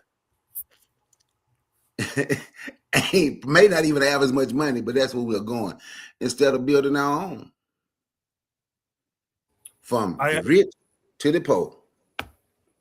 I'll say that I think what a lot of people see in America, and Black Steel could probably explain better than me, but I think a lot of people see in America that when you talk about class and race, they'll say it's the same thing, because in America, if you look at who's poor, right, who's in the poor class, it's mostly black folks. So, some people call that as an intersection. I think is really, that's just what it is. A part of the being race is the class. It's kind of baked in together. I think that's what a lot of people point to. Black Seal, am I off on that, or? No, I agree with you. And I believe that we have to understand how these things intersect, right? But like you were saying, right? To be black is to be in a lower class automatically, right? I've always said you can't be American without being anti-black, right? You don't get to a certain point without being against black people. So all that being said, yeah, I believe there definitely are some intersections, right? Now, I'm not saying someone who's a socialist or a communist might say the biggest contradiction is class, right? Myself being a Pan-African, I know that race is the biggest contradiction we have, but we can't ignore the way class and race both intercept each other, especially we live in a world that assumes you to be lower class based on your skin color. So a lot of these rich people, they don't want to lose their money, right? And they don't want to lose their standing in society. So they're going to align their class interests more so than their racial interests, because black people were initially brought here to do labor, right? We were the capital in the capitalist system. So when black people were brought here to work, we were never intended to have access to capital, access to wealth, right? We were just meant to be another mode of production. So when you have these richer black people, they say, you know what? Yeah, I got to keep my money right, and that's really why they align. And again, it's understandable why they would align that way. But what I take issue with is that how they go and they spread the gospel of conservative values, right? And if as if it's some sort of revelation, as if that's something all Black people should be doing, as opposed to just keeping their mouth shut and holding out to their own individual desires. So this is kind of my point. I got a follow-up question. It's attached to this. So before I ask a follow-up question, let me ask, are there any last thoughts strictly on this video that we watched and this discussion that we've been having so far? Okay. So my follow-up question is due to Azuliism. Azuli is in the chat. He said Democrats' support is okay, but Republican support is bad. And, that's another part of the current discourse of Black folks, particularly the FBA group, but not just them. That Black folks are on this Democratic plantation and should get off of it. And to me, I'm like, well, to do what? To get on a Republican plantation? To me, a plantation is a plantation. But this is what folks are, I guess, discussing and thinking about, that it's time to, remove yourself from around the Democrats and give the Republicans a chance. What do you got to lose, right? So I'd like each of you, if you don't mind, to just give us, me and the audience, an idea of what's the benefit of Black folks mostly being Democrat, or what's the benefit of them moving to the Republican side? Anyone could go first. I'm gonna go first, right? The reason Black people are mainly Democrats is the Republicans are openly racist, right? It's not even no wiggle room, right? The Republican Party is openly racist, right? You have so many examples, right? So that's why Black people tend to lean more towards the Democratic Party. It's because the Republican Party is openly racist. That's the really simple answer to me, right? When it comes to the Democratic Party, I'm not a Democratic Party member, right? The thing is, you got to vote for your interests, right? However, let's look at the tail. If we compare the issues, right? You have one party, right, that supports stuff like, Obamacare, which is giving people more health care, right? You have one group that kind of speaks, and again, much of it is lip service, right? But you got some wiggle room in there. Where the other party is just like in your face, fuck these niggas. I hope they sit on by the Africa, when you literally just yesterday, one of the Republican governor candidates of the state of Florida told a Black man that he should be lynched. Right? This is just yesterday. You can't work with these people. There's no wiggle room. Whereas within the Democratic Party, there is some potential that Black people can get some of the issues dealt with. But within the Republican Party, there's just none. Now, I would say this, right? Neither party is going to give us liberation. Neither party will give us reparations, right? I believe that Black people who vote in the United States should vote their interests, not necessarily belong to any political party or whatnot, but do what you can to give you quality of life. If one party supports, expanding Medicaid, vote for that party, right? If one party is about lowering medication prices, support that, right? If one party is about, doing community programs or giving money to Job Corps, that's something you could support. But by and large, the Republican Party doesn't support any of that. They support, rugged individualism.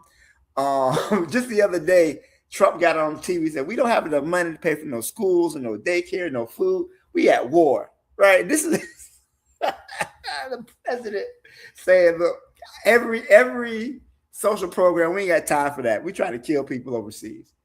That's the reality of it. So it's about voting interest, but one party is just openly racist, and that's just all there is to it. It Yeah, kills me when people try to say, well, they're both racist. Now, just yesterday, dudes say, oh, you should be lynched. Democrats got their problems, and I'm not saying vote for them, but let's call a spade, okay? yes, at this point, Razuli, it's not a Republican Party anymore. It's a Trumpist party, brother.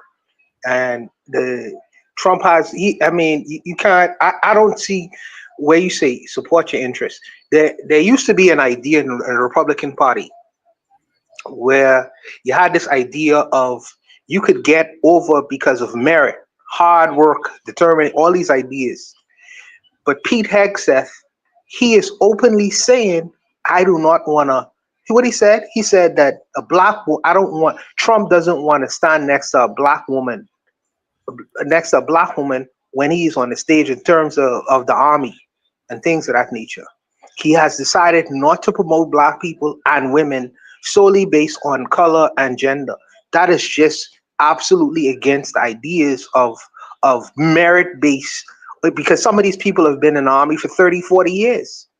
So how do you get around that? Also, you having a descendant from Haiti, the Republican Party has decided, not only because you could always say, well, Obama was the deporter in chief.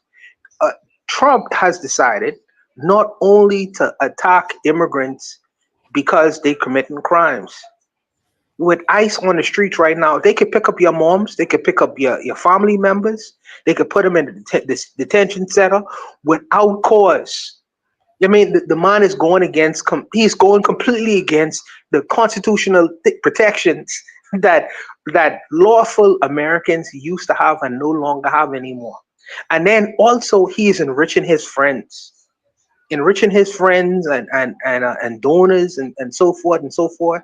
He's about to spend $1 trillion, a trillion with a T, $1,000 billion on the army alone. Where the basic man on the street, you can't eat bullets, brother. There are needs that the American economy actually needs, that's gonna afford the American economy, as opposed to just putting $1 trillion into army.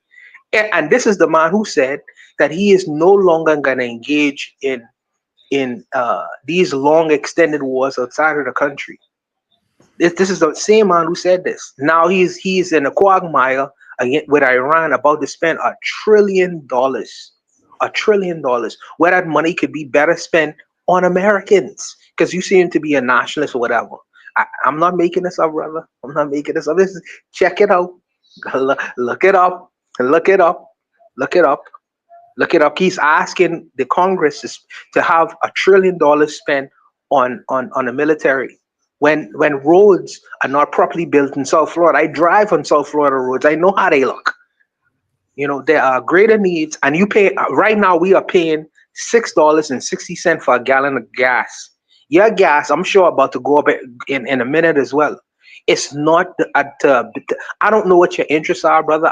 Maybe you make $400,000 a year, but I don't understand. Maybe you could come on and explain to me, how is this to your benefit? Because it seems to me that he is only benefiting his own friends, his cronies, etc., etc., etc. Also, and this is a sticking point for me, and the brothers seem to forget this. It is an issue for me to have a convicted pedophile as my representative. You can't get around that. A convicted one, not a convicted one. He was charged. He was made liable for rape of that Eugene Carroll, I think, and had to pay out, I think, $100 million to her. He's a degenerate, brother. You know what I mean? You can't get around it. You can't get around it. And you say, well, what is the equivalent of that? The Democrats.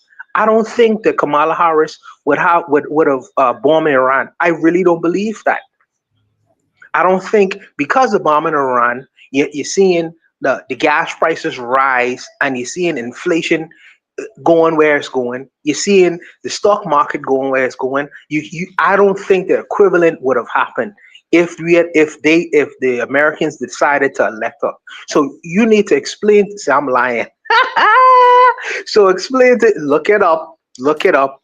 Explain to me how is it in your best interest to have this man currently in office? He is to America. To me, I have seen this. I think he is to America's detriment. I don't see. It seemed to be like the right wing brothers want to double down on a decision because they can't admit when they was wrong. He just is the wrong leader, brother. He's not a good person, and he just is a bad leader. And the right wing brothers have to stand on that. I'll leave it there, Cuckoo. I'm sorry for going so long. Black can I interject? Black people has lost over 1 million jobs since January 2025. Right? He said Biden sent money to Ukraine and that was okay. Nobody knew that was okay. But I can tell you something else, right? Because what kills, so when he say they ain't, so when they in the chat, him and Shirley, they say they ain't just picking up people. Yes, they are. Y'all can go look up and see the 2 black dudes that was picked up by ICE, and ICE told them you look like an illegal immigrant. They were 16 and 17, 2 brothers, and detained them. They are just picking up people. I don't know, black people find, it's almost as if black people find some type of, they think just being oppressed and treated like crap at all times make them special. They are better. So when you talk about, and watch this, but one of them know, because they heard me talk about it. They didn't give a damn about Biden, but I'm also smart enough to know and honest enough to read something and understand. I know under Biden, I know under the last administration, black businesses received $10 billion in government contracts. I know that. So when you say vote your interest, I know how much money HBCUs received under the last one. And I know this one is talking about cutting $350 million in something that's already underfunded. I know this party made a law in Florida where they couldn't even use the word black in school for black history. These people can erase everything about you, but you have black people. And see, and this is what I mean when I said, I'm glad they used the word delineate, because you will find black people who can figure out a way to say what's going on is okay. And Bawana would still call him brother. I don't. Because anybody, I got a nephew, he'll tell you, if we talked, anybody trying to cape for Trump, people who can grab the mic and talk about how they want to kill people if he lose. What people was killed, what people was murdered wanting to vote, what people had the government following people who's and Koku, I know you know this, and I ain't gonna say, but you know, I've shown it to you and you've seen it, right, Koku? The government following people around just trying to damn vote. Now you got people in 2024 talking about if he lose, it's gonna be a bloodbath. And thank God they got the bikers such and such for Trump because they rough and they know what they gonna do to people if stuff get out of line. And now they want to put ICE at the voting polls. And any black person, like I said, Bawana can call him brother. I ain't.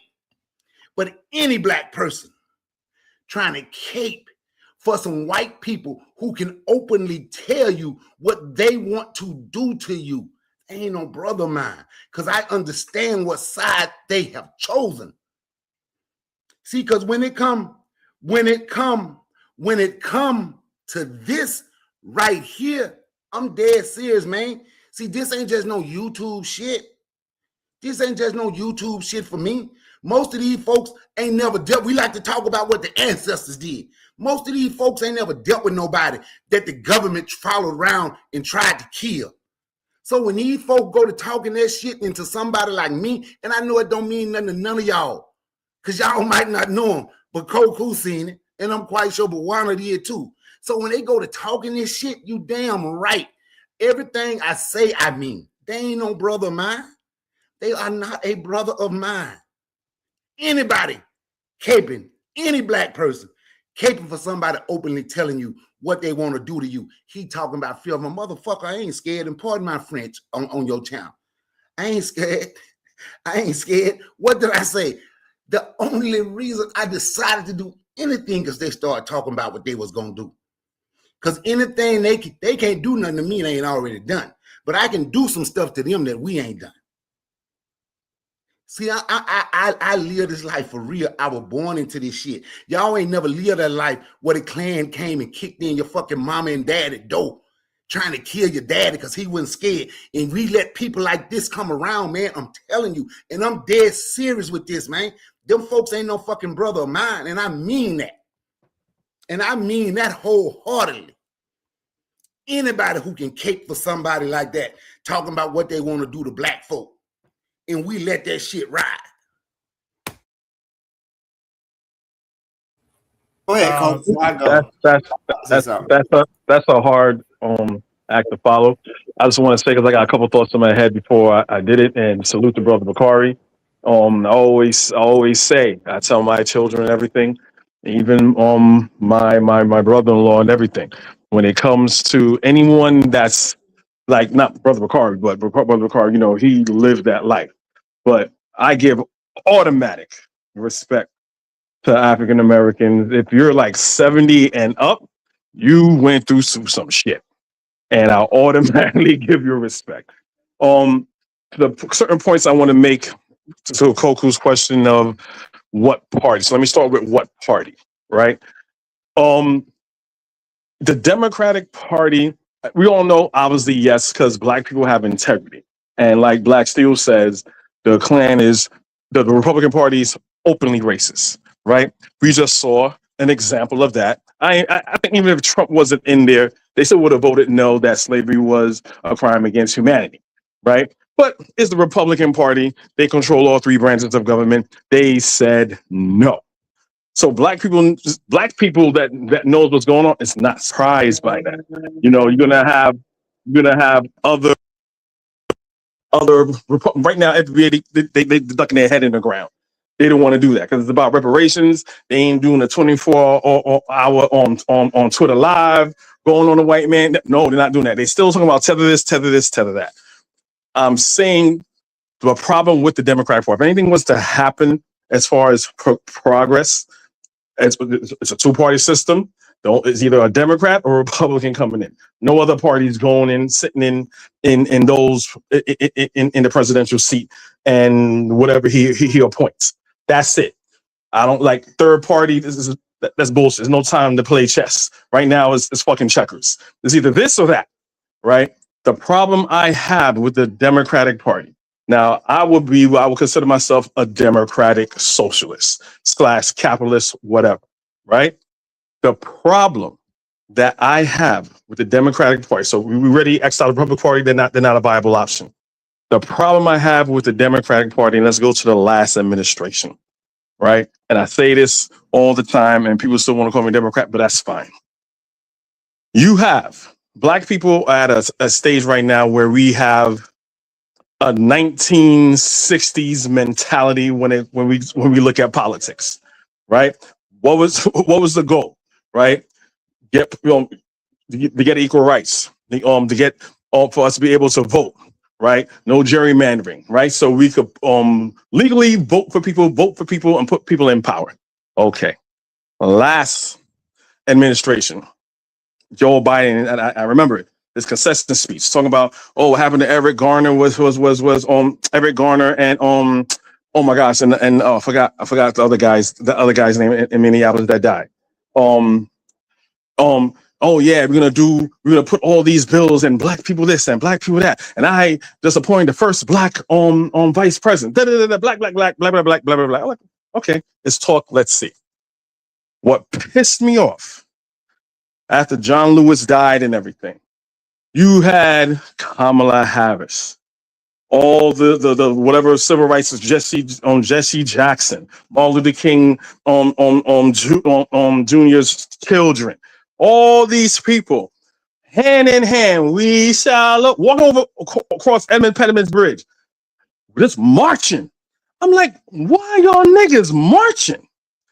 You were marching hand in hand with Kamala Harris over a bridge, talking about we shall overcome, woe is us, while you have a black vice president and Joe Biden say, well, I'm gonna do this for black people. Now, I ain't saying Democrats should do, black people should do a January 6th, but you need to march your stupid ass on the White House. That is the problem with with Democrats, because they wait, they vote, they sit, eat, piss, shit, and go to sleep, and they wake up during the midterms or in another 4 years. That is the problem. You're not holding the people's feet to the fire. And there's a lot of weakness and cowardice on the Democrats, people who call themselves Democrats. That's the problem.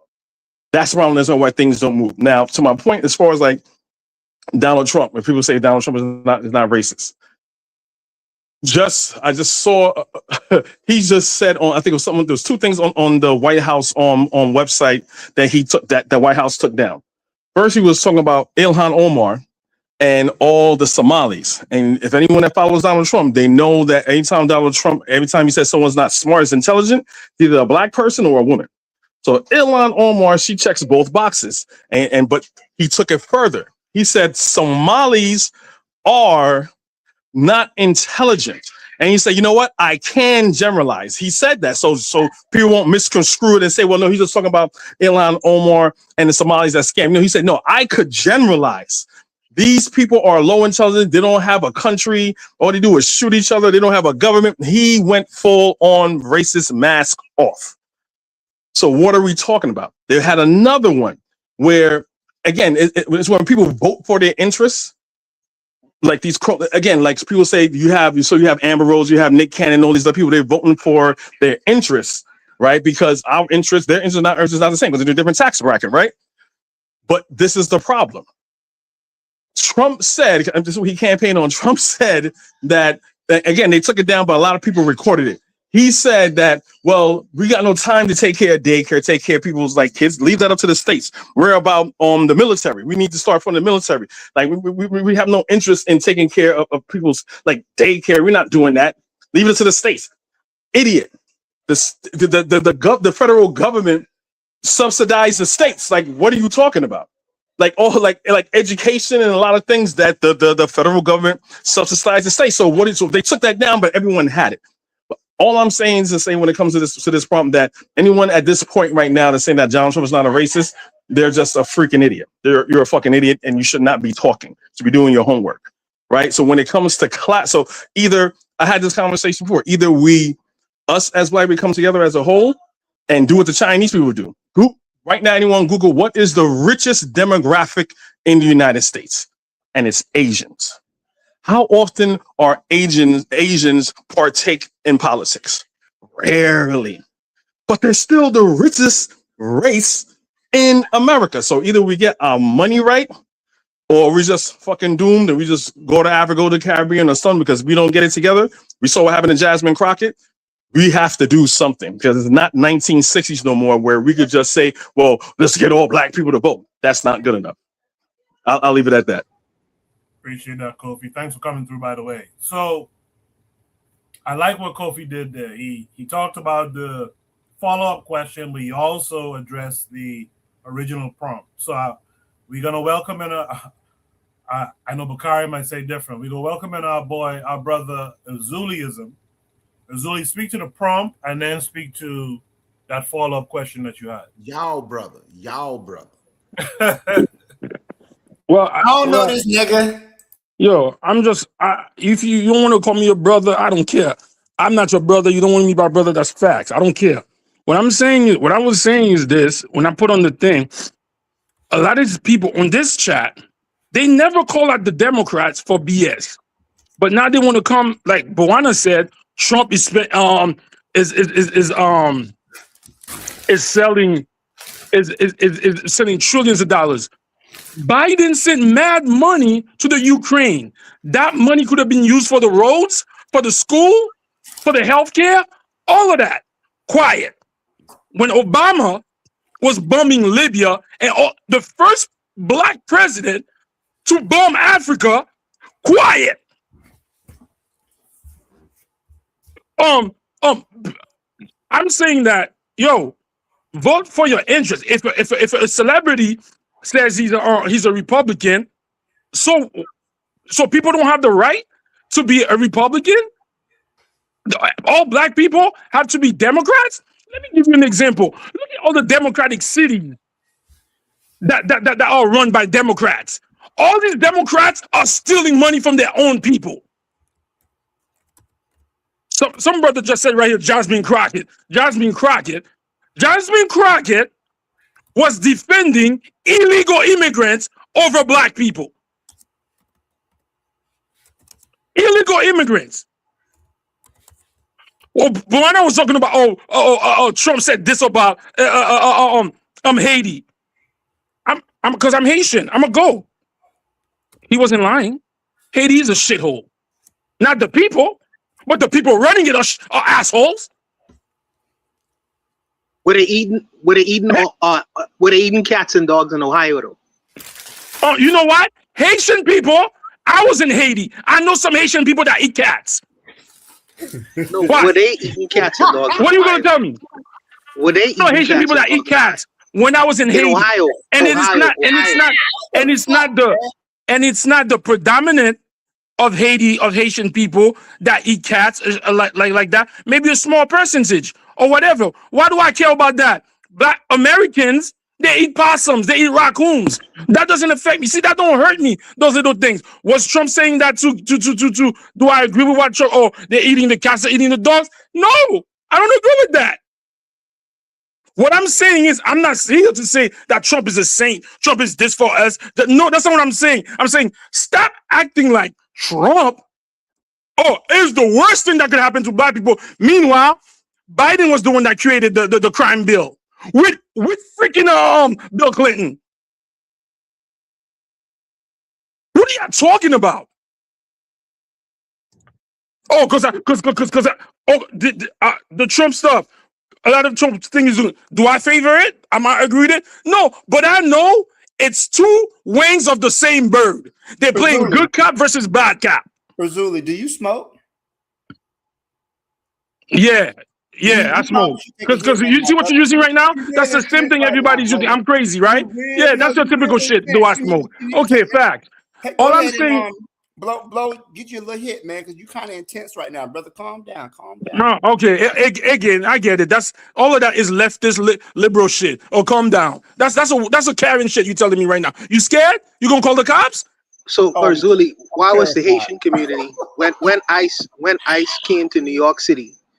Since you are a big supporter of Trump, why was the Haitian community defending themselves against ICE when they came to New York City? I would assume that you probably was fighting with ICE when they was attacking the immigrant community in New York City, grabbing up everyone that they could. Didn't know who was criminal from who was a non-criminal. Didn't know who was illegal from who was non-illegal. Now they telling people, if I hear an accent, this is how ICE going about executing their law and order now.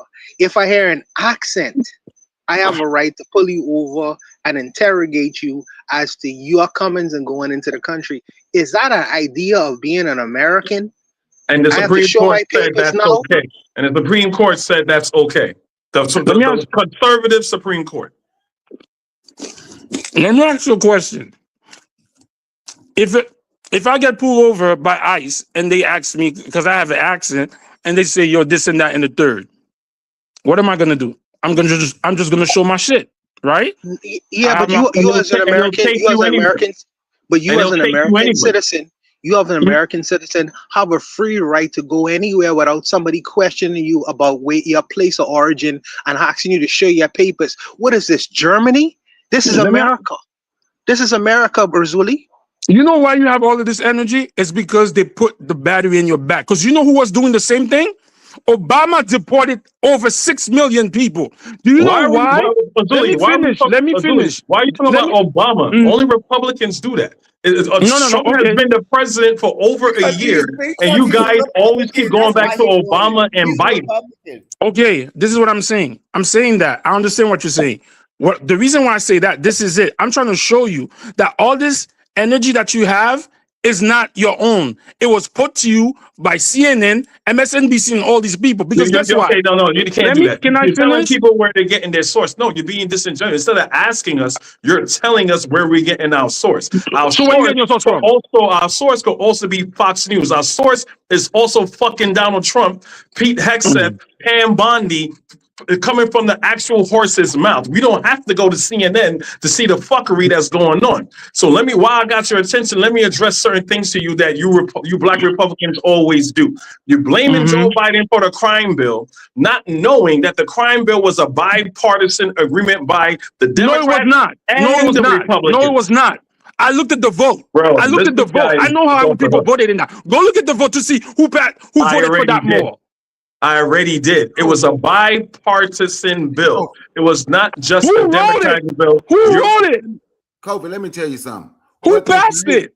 Kofi, every time they mention the crime bill was written, and not trust and watch this. Anybody who know me and heard me and heard how I talk about Biden, right? But the crazy thing is, you can talk about a Democrat, don't nobody say nothing, but you say something about Trump bitch ass, they get mad. So So this is what I'm gonna say. Why was the crime bill written? Because Ronald Reagan, who been recorded calling little black Africans, calling black people little monkeys, that flooded the black neighborhood with all drugs. that damn crack into the black neighborhood and had y'all black asses standing in line for some damn nasty ass government cheese. Something y'all motherfuckers never mentioned. Nope. See, here's the problem I have. You can talk about, they go back, talk about Obama, they'll talk about any Democrat. But if you say something about Trump, these motherfuckers go to stroking.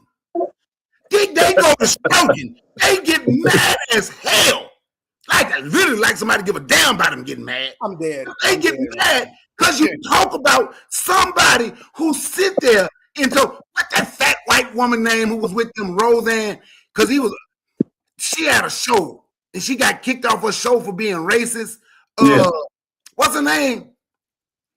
Big fat white woman. Roseanne Barr. Roseanne Barr. Not only did these motherfuckers sit and say Haitians was eating cats, since we got a coon that won't agree with that, won't you find her videos where they sitting up there and she got a couple Republican politicians with them talking about they're also eating the babies and little kids in Ohio too.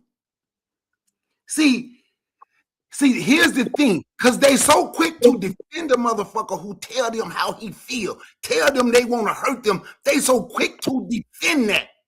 They don't want to hear it. I'm going to keep telling your weak ass. Because some got to be wrong with black people who want to get mad with black people for shitting on some. Got people that want to kill you. Some got to be wrong with these black people. And I don't give a damn who it is. Some got to be wrong with them. Got to be. I'm going to defend the person. I'm going to defend the people that say they got people that going to kill you, want to kill you if they lose an election. Some got to be wrong with these people. And y'all know y'all still call them, bro. Azuli, what do you... I agree. Azuli, so you're defending what? Okay, let's give you some grace here. I'm not going to say you're a MAGA. What has Donald Trump done, either his last term or this term, that you disagree with? This is what what I'm saying is this. I just want to know what you disagree with, because you say Donald Trump, you don't agree with everything with Donald Trump. So I'm curious to know what his policy, his EOs that he's pushing that you disagree with. Because I showed you what I disagree about with Democrats. So what do you disagree with the Trump administration? I'm gonna use this whole thing with the Iran situation. I don't understand it. I don't know what it's for. I disagree with it. But hey, why can that's what they doing? What I'm trying to my whole point was I'm trying to say the Epstein files, because he's a fucking pedophile and a sick fucking bastard. So this was lying, the whole right? Iran thing. That's a lie. That's a lie. That's a lie. He's on the flight list. He's on the flight list. That's a lie. But you were doing so good. He is on the flight list. That's why Pam Bondi is not the DOJ no more, because she's covered up the Epstein files and Trump threw her under the bus. Okay. Like, why you think Pam Bondi is no longer the DOJ no more? Okay. And the new DOJ says that we're not gonna send out no more files. Let me ask you a 6,000 question. files. They only sent out three. They only sent out 3 million. Donald Trump has been mentioned over 3,000 times in the Epstein files. But then let me ask you a you question. sitting here telling me that I'm lying. You are. Let me ask you a question. Wow, man. Biden was president, right? Biden had those files, right? Biden. Let me stop. Are you finished talking or can I fucking talk? talk? The president. No, let him talk. Let him talk, Kofi. Let him talk. So let me ask you a question. Biden was president, right?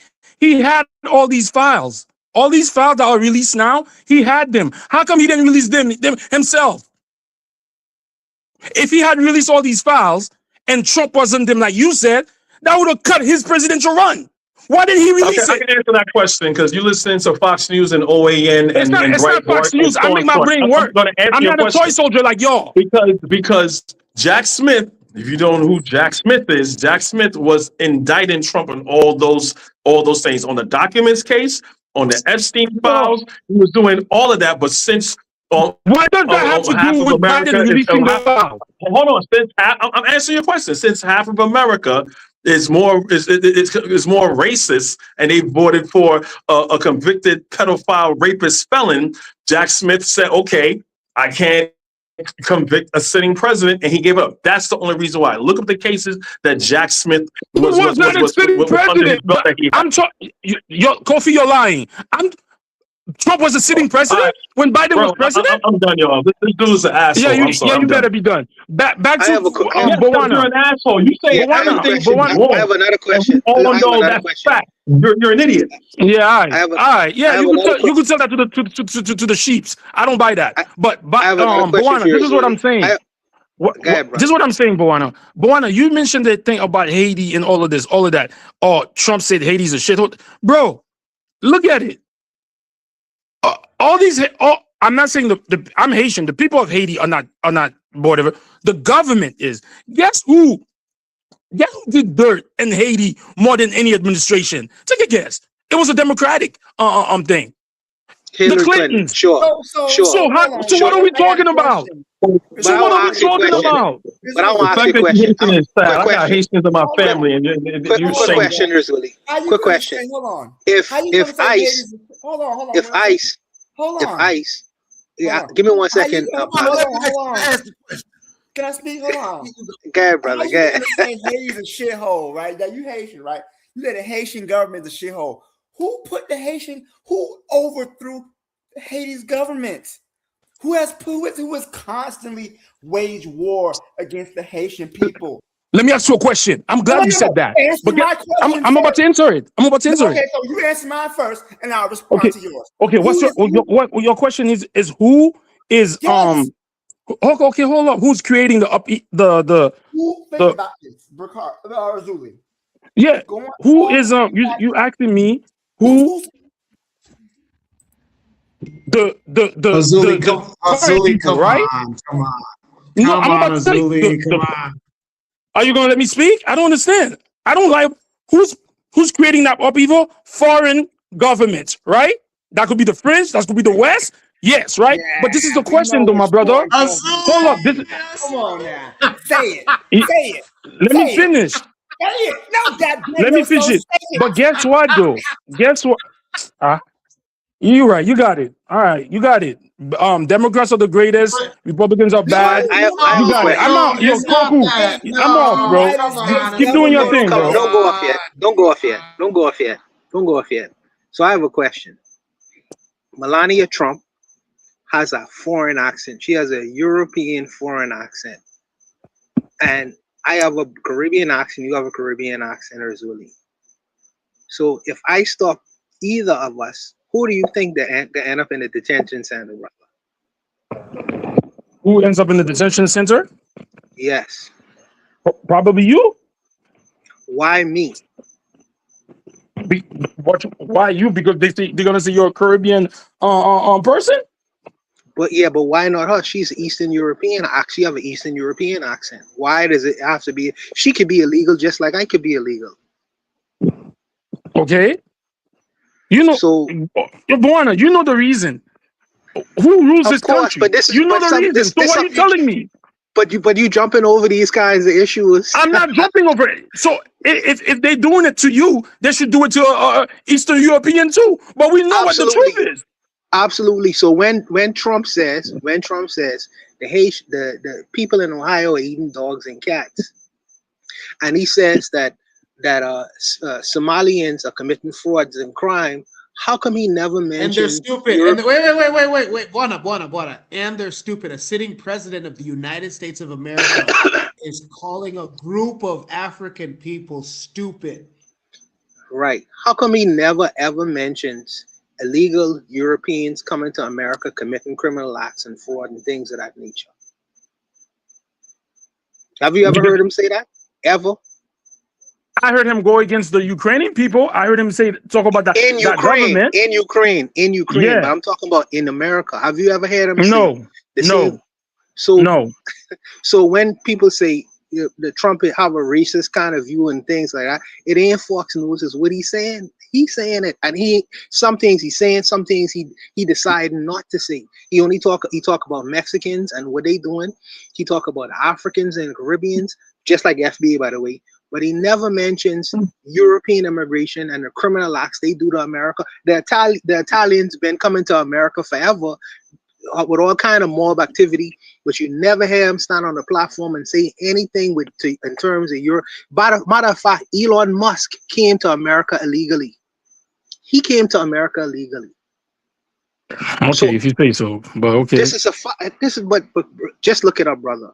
Elon Musk came to America illegally, and then he eventually. This is a fact, and then he eventually. So I'm saying what I'm saying is. It shows I am not looking at Fox News. I'm not looking at any kind of other news stations or whatever.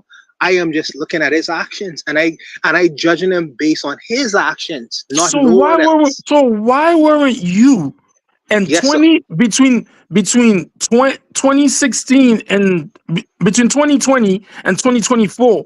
Where was all that vitriol for that other sitting president? I am not a big. Let me tell you something. I am not a big Biden advocate. I thought Biden. No, I thought Biden was an old man and he shouldn't have been in power because after a while. Because you guys defended Biden. You defended Kamala. Kamala was going to be. You just said Kamala would have been a better person. No, that's not even true. I mean, shit on Trump. Crazy. I don't know if you don't know me, bro. But I went in on Biden several times. So I'm back to what the brother was saying about the Haitian people, about who create those dysfunction in the Haitian. Yes, the West plays a part in it, but guess what? At the end of the day, it's the Haitian person that choose to betray another Haitian person for bread. Did you all hear about the Haitian guy that was giving Dominicans Haitians passport to come to America under the Biden administration? So you mean to tell me that Haitian man that was in cahoots taking passport away from his own people, giving it to the Dominicans who have a strong, not all the Dominicans, but have a strong hatred for the other side of the island. So what is this man? So this man, he's not a piece of shit. Anecdotal information. That's not anecdotal. That's in the news, brother. What are you talking about anecdotal? What are you talking about? So all Haitian people are doing that? All Haitian people are doing it. He just told you don't watch the news, so don't listen to shit he say about the news. Bro, you see the problem with you? You went to war for the same country you claim is racist. You went to war for them. Shut up, bro. You went to war for them. You joined their army. You're bending over. You're a hypocrite. Stop lying. You're bending over for them. And we all see that. You're bending over for that with a big smile on your face. Wait a minute, Kofi, because he say you watch the news. See, I ain't gonna go to the news. Because I can talk about this shit because it happened when I'm from. You went to war for them. You should be quiet. You should be quiet. You're claiming they're racist. This country's so racist. This country's so bad. But you still joined their armed forces and went to shoot other people for them. Quiet. He's an African American and he knows more than you. Shut the fuck up. Who brought the white Afrikaners to this country? You went to fight for the same people you call as racist, bro. Stop it. You weak, bro. If that's the case, you weak. Shut up. So here's the point. Once again, they get mad when you talk about Trump. They say cracking down on immigrants. He brought all them damn white Afrikaners here. You know who he took them motherfuckers to? He took them motherfuckers to Greenville, Greenwood, Glen Allen, Chatham, Mississippi. And you know what they had to be guaranteed? They had to be guaranteed a job making $5 an hour more than any black person there. Gave them house, gave them land. Motherfucker, I know because it's my hometown. You know who got rid of them motherfuckers? The last administration, the last president, and everybody that heard me talk about him, that's who got rid of them. You know how them black people, 13 black people sued, end up winning $2.5 million in lost wages because of that last president. You know how they got their land in Mississippi and Alabama. Some of them got their land back because of that last president. So we can sit here and we can talk, and I've been critical of Joe Biden, but guess what? He ain't the president no more. Ain't no need for me to be critical of him. I'm critical of the motherfucker in charge. I'm critical of the motherfucker that's shitted on black folks. And I'm most definitely critical of black folks who sit here and try to cape for this shit. Don't care how much he shit on black folks. And I'm going to tell everybody on the panel again, y'all put up with this, calling these type of people brothers. He's okay with him bringing them damn Afrikaners here, sending them to Mississippi, getting guaranteed jobs, making $5 an hour more, giving them a house, giving them a land where they can live free. He okay with that because it's not a Democrat. And y'all keep calling these people brother. They did the same thing. They did same thing when the illegals came to New York. When the illegals came to New York, the so-called illegals came. Who done lost their jobs, who losing their money because of shit like that. They did the same thing when the illegals, in New York City, when they put up all these illegals and 5 Stars Hotel, while black people. That's a lie. That's not a lie. That is not a lie. That is not a lie. They just. Do you know why New York City's in the $12 billion deficit? Mayor Adams said it. I live in New York too. Eric Adams said it. You can't tell me. Adams said it. You can't, your boy that's doing for fraud. Eric Adams said it. Absolutely. You literally 1 centimeter away from being illegal your damn self, bro. What are you talking about? Hold on. One quick interjection. I don't want to forget the reason why we're having this follow-up discussion. I want to ask Azuli real quick. So Azuli, based on your faith in the other side of the aisle, the Republican side, Trump in this current time, are you okay with the fact that the people who are paraded in front of us as celebrities, that they are MAGA enthusiasts and stuff like that? Are you okay with that? No, I'm not. What I'm saying, this is what I'm not as okay with it as I'm not okay with with celebrity Democrat trying to program me the other way. I'm saying, yo, look. This Democratic person comes with a bill. This Republican comes with a bill. We're gonna look. Okay, this Democrat favor me this time. I'm gonna go with the Democrat. If this Republican bill right here favor me, I'm gonna go there. This is what I'm saying. What I'm saying is that, and this in America, like when a black person says he's a Republican, act, trash. No, let's not listen to him. Oh, he's MAGA. You could be Republican and not be MAGA. I don't understand. What I'm not saying. What I'm saying is, can you explain how can you be a black Republican but not be MAGA? I'm not saying it's not possible. I know some. The explanations they gave because you might be a conservative, you might be believe in small government, you might believe in and what is it? You might be a millionaire, you might be a rich person, and the tax bracket favor you with what the Republicans are doing. You might be that. What I'm saying, I agree with all that, except for the small government part, because Trump is breaking breaking norms, and he is involved in every part of the government. So Republicans say they want small government in places where they can make money, right? Or they do culture wars. You know what I'm saying? I'm going to take away Black history, right? That's the government, and that's the government messing with states' rights. The states have to teach whatever they want. You know, Trump holding money that's really allocated for government programs, right? For education, for Affordable Care Act. He's holding that money back. He even said that he's going to do that to red states. He's getting back at all his political opponents, but that's supposed to be okay. This is the best person for the job, according to you, who's being who's saying openly. Joe Biden never did that. Joe Biden never did that. Joe Biden never did that, bro. They went after the Biden come on, son. This is why I don't like when they did the same thing, bro. James Comer charged Hunter Biden. There was a probe of Hunter Biden. What probe does Trump have on the other side? They forced his hand with the Epstein files, right? The Epstein files are still not released yet. It's over 4 months. He released more files than your boy Biden ever did. I already told you, but you too ignorant to understand. No, it's not ignorant. You want to play with my mind, brother. That's not going to happen. Trump was not president when Biden had them files. Jack Smith the whole time. All of a sudden, no one knows who Jack Smith is now. That's very convenient. All I'm saying is, Koku, is this.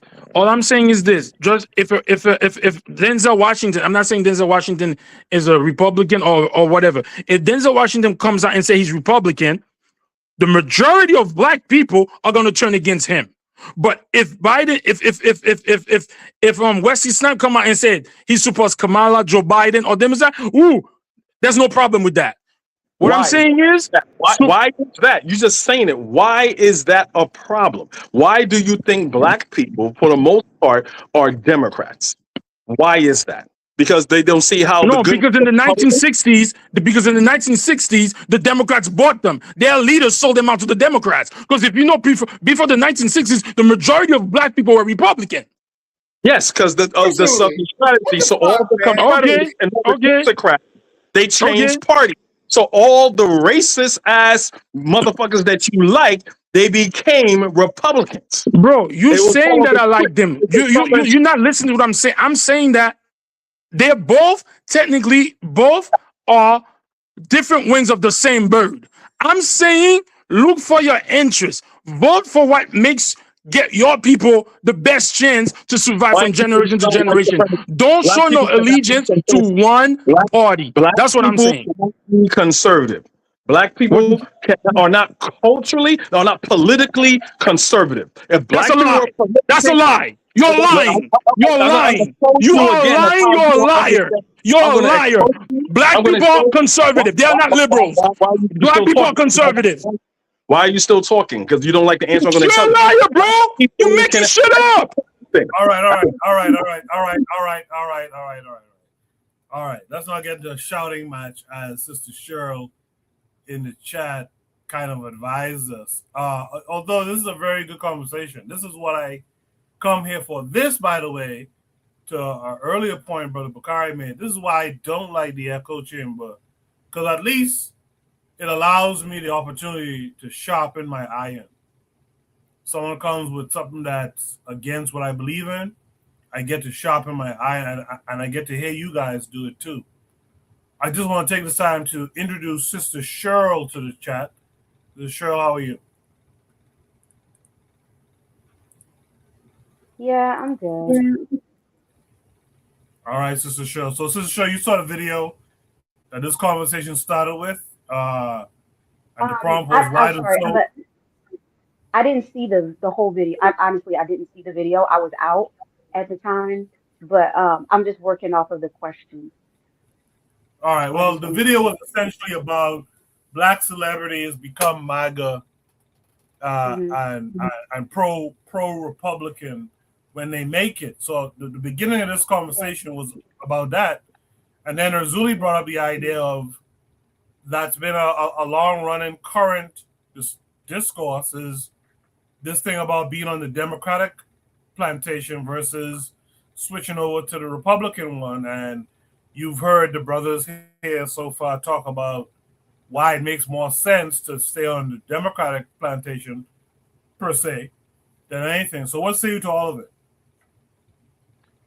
Well, plantation, at the end of the day is I wasn't sure if I was hearing people who are agreeing with the Democratic side versus the Republican side. I feel like from what I was listening to, some people are just like, well, these are the policies that make sense. Not so much that they're one or the other, but based on the issues that the country is having, well, this makes sense. But just because we say, oh, maybe a Republican does something and they put forth policies that make sense, doesn't mean necessarily that Black people are for that party. I think sometimes I think Black people tend to not have a good understanding of politics. They just know what sounds right. So, for instance, if a Black person, if a white Republican says, "I don't want any more, I don't want any more the LGBT stuff in the school," that's all they hear. That's a very Republican standing point, but that doesn't make a Black person Republican. And I could say the same thing for many other policies surrounding, like, let's say, and I think most people, this is where I think Democrats and Republicans kind of blend, like they kind of agree on. I think we should start with, where do Democrats and Republicans agree? Because I think all Democrats and all Republicans, well, most of them, I won't say all, but most of them would agree that the security of America is what's most important right now. And I understand what this country was built on, settler colonialism. We all understand that. But as of right now, what America is going through, um, in terms of security of any nation, especially America, where America goes into other countries and bullies other countries and does all these things, I think most people would agree that the security of this nation is one of the top priorities of America. And to say that you don't believe security is the top priority, and by security I mean who you choose to let into your country. All countries have this rule. I mean, we don't have to agree with what America has become in the foundation and how it started. But as we are living today, for those of us who actually live in America, you cannot forego the security of the nation. And if I mean, if the borders are wide open, and they've been wide open during the Biden administration, and they were wide open during the Obama administration, then they have millions upon millions of people that come into the country that want to do harm to regular everyday people. So when you're talking about security, you're talking about security at airports, you're talking about security at every military bases all over the place. And yeah, I think somebody mentioned something about how people join the military, but Black people join. That's a bad faith argument, because some Black people join because they're like, yeah, America, yeah, I'm an American. But some Black people join because financially and economically we feel we have no other choice. So you gotta be cognizant of that. So going back to the security of the nation, like we cannot, like right now, like in reality, it's a serious thing. You talking about sleeper cells, they got all types of stuff, like stuff happening at airports, stuff that we don't even fully have a full understanding of, because if we did, we will all be running around um in a chaotic mess, right? So we got to be realistic about the things that happen on a day-to-day basis. There's people that come into this country that do not want America. Like, if they could bomb America right now, they will bomb every major airport. They will bomb the White House and all this stuff like that, and that has an impact on us. That right now, unfortunately, that's that's the way it is. Yeah. And to to say that, we can't just keep going, oh, Democrat, Republican, Democrat, because y'all know how I feel. Y'all know how I feel about O'Bruni. Y'all know how I feel about them. I'm not for that. But if I hear something that sounds right, if it's right, it's right, and if it's that's just what it is. And we don't have to agree on everything, but we can agree on those simple things. So if I'm gonna interject, I'm real quick before you start, Kofi. I don't give a shit about immigration. I'm gonna be honest with you. I don't give a flying fuck about it. I'm gonna tell you why. What is the number one threat to the security of the United States. And they said it multiple times. It is domestic white nationalist terrorism. If America really, hold on. They wasn't talking about all of a sudden immigrants are a threat. They did a study, right? And this is a study that all can be found online easily. Illegal immigrants commit less crime than most of the population. What they like to do, they like to cherry pick and find horrible examples. But for the most part, illegal immigrants ain't really the ones you need to be worried about at night. I'm sorry. It is a fear-mongering tactic that this administration has been using. I'm not just going to blame the Republicans, because the Democrats also were involved in that. That's why they call Obama the deporter-in-chief. So, but illegal immigrants ain't really something we need to be concerned about. America, all this land that we talk about, Texas, Arizona, New Mexico, that all was belonged to Mexico. The United States stole that land from these people. All of a sudden, we're scared of them. No. Like Chris Rock said, I'm not worried about Al Qaeda. I'm worried about Al Cracker. All right. These white people, these are the ones I'm concerned about. I don't care about Jose. They're coming over the border to pick strawberries. I don't give a fuck about Jose, Maria.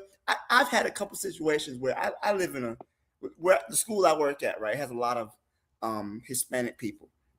And ICE has pulled up and they snatched the children, they snatched the parents in front of the school, right? So who are these people hurting?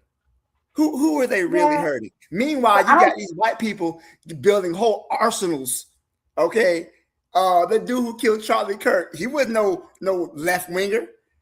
This man was a whole, he was even more right winger than Charlie Kirk, but yet we got people fear, it's the immigrants. White people real good at that, man. They're real good at deflecting the blame. But at the same time, if you are a white nationalist and you live in a nation that was founded on white nationalism, then, like you said, you're gonna find every little thing to nitpick at, and that's where you get these little nasty little comments about people that are about brown people and stuff like that. You get all these little things, but at the end of the day, this is a white nationalist nation. And so if they're going to if their population is already threatened, how does it make sense for them to keep allowing people into the country that do not look like them? I don't think we should think in terms of what's right and what's wrong, because I think we're far past that. We've been far past that with this nation. It's not about what's right or what's wrong. It's about them maintaining their bloodlines and their lineage. I kind of wanted. I'm sorry. I thought you were finished. I'm sorry. Yeah, go ahead. Go ahead. What you are right. I'm going to go on the point that you said, right? Everyone, both parties are supposed to be concerned about the safety and the sanctity of this country.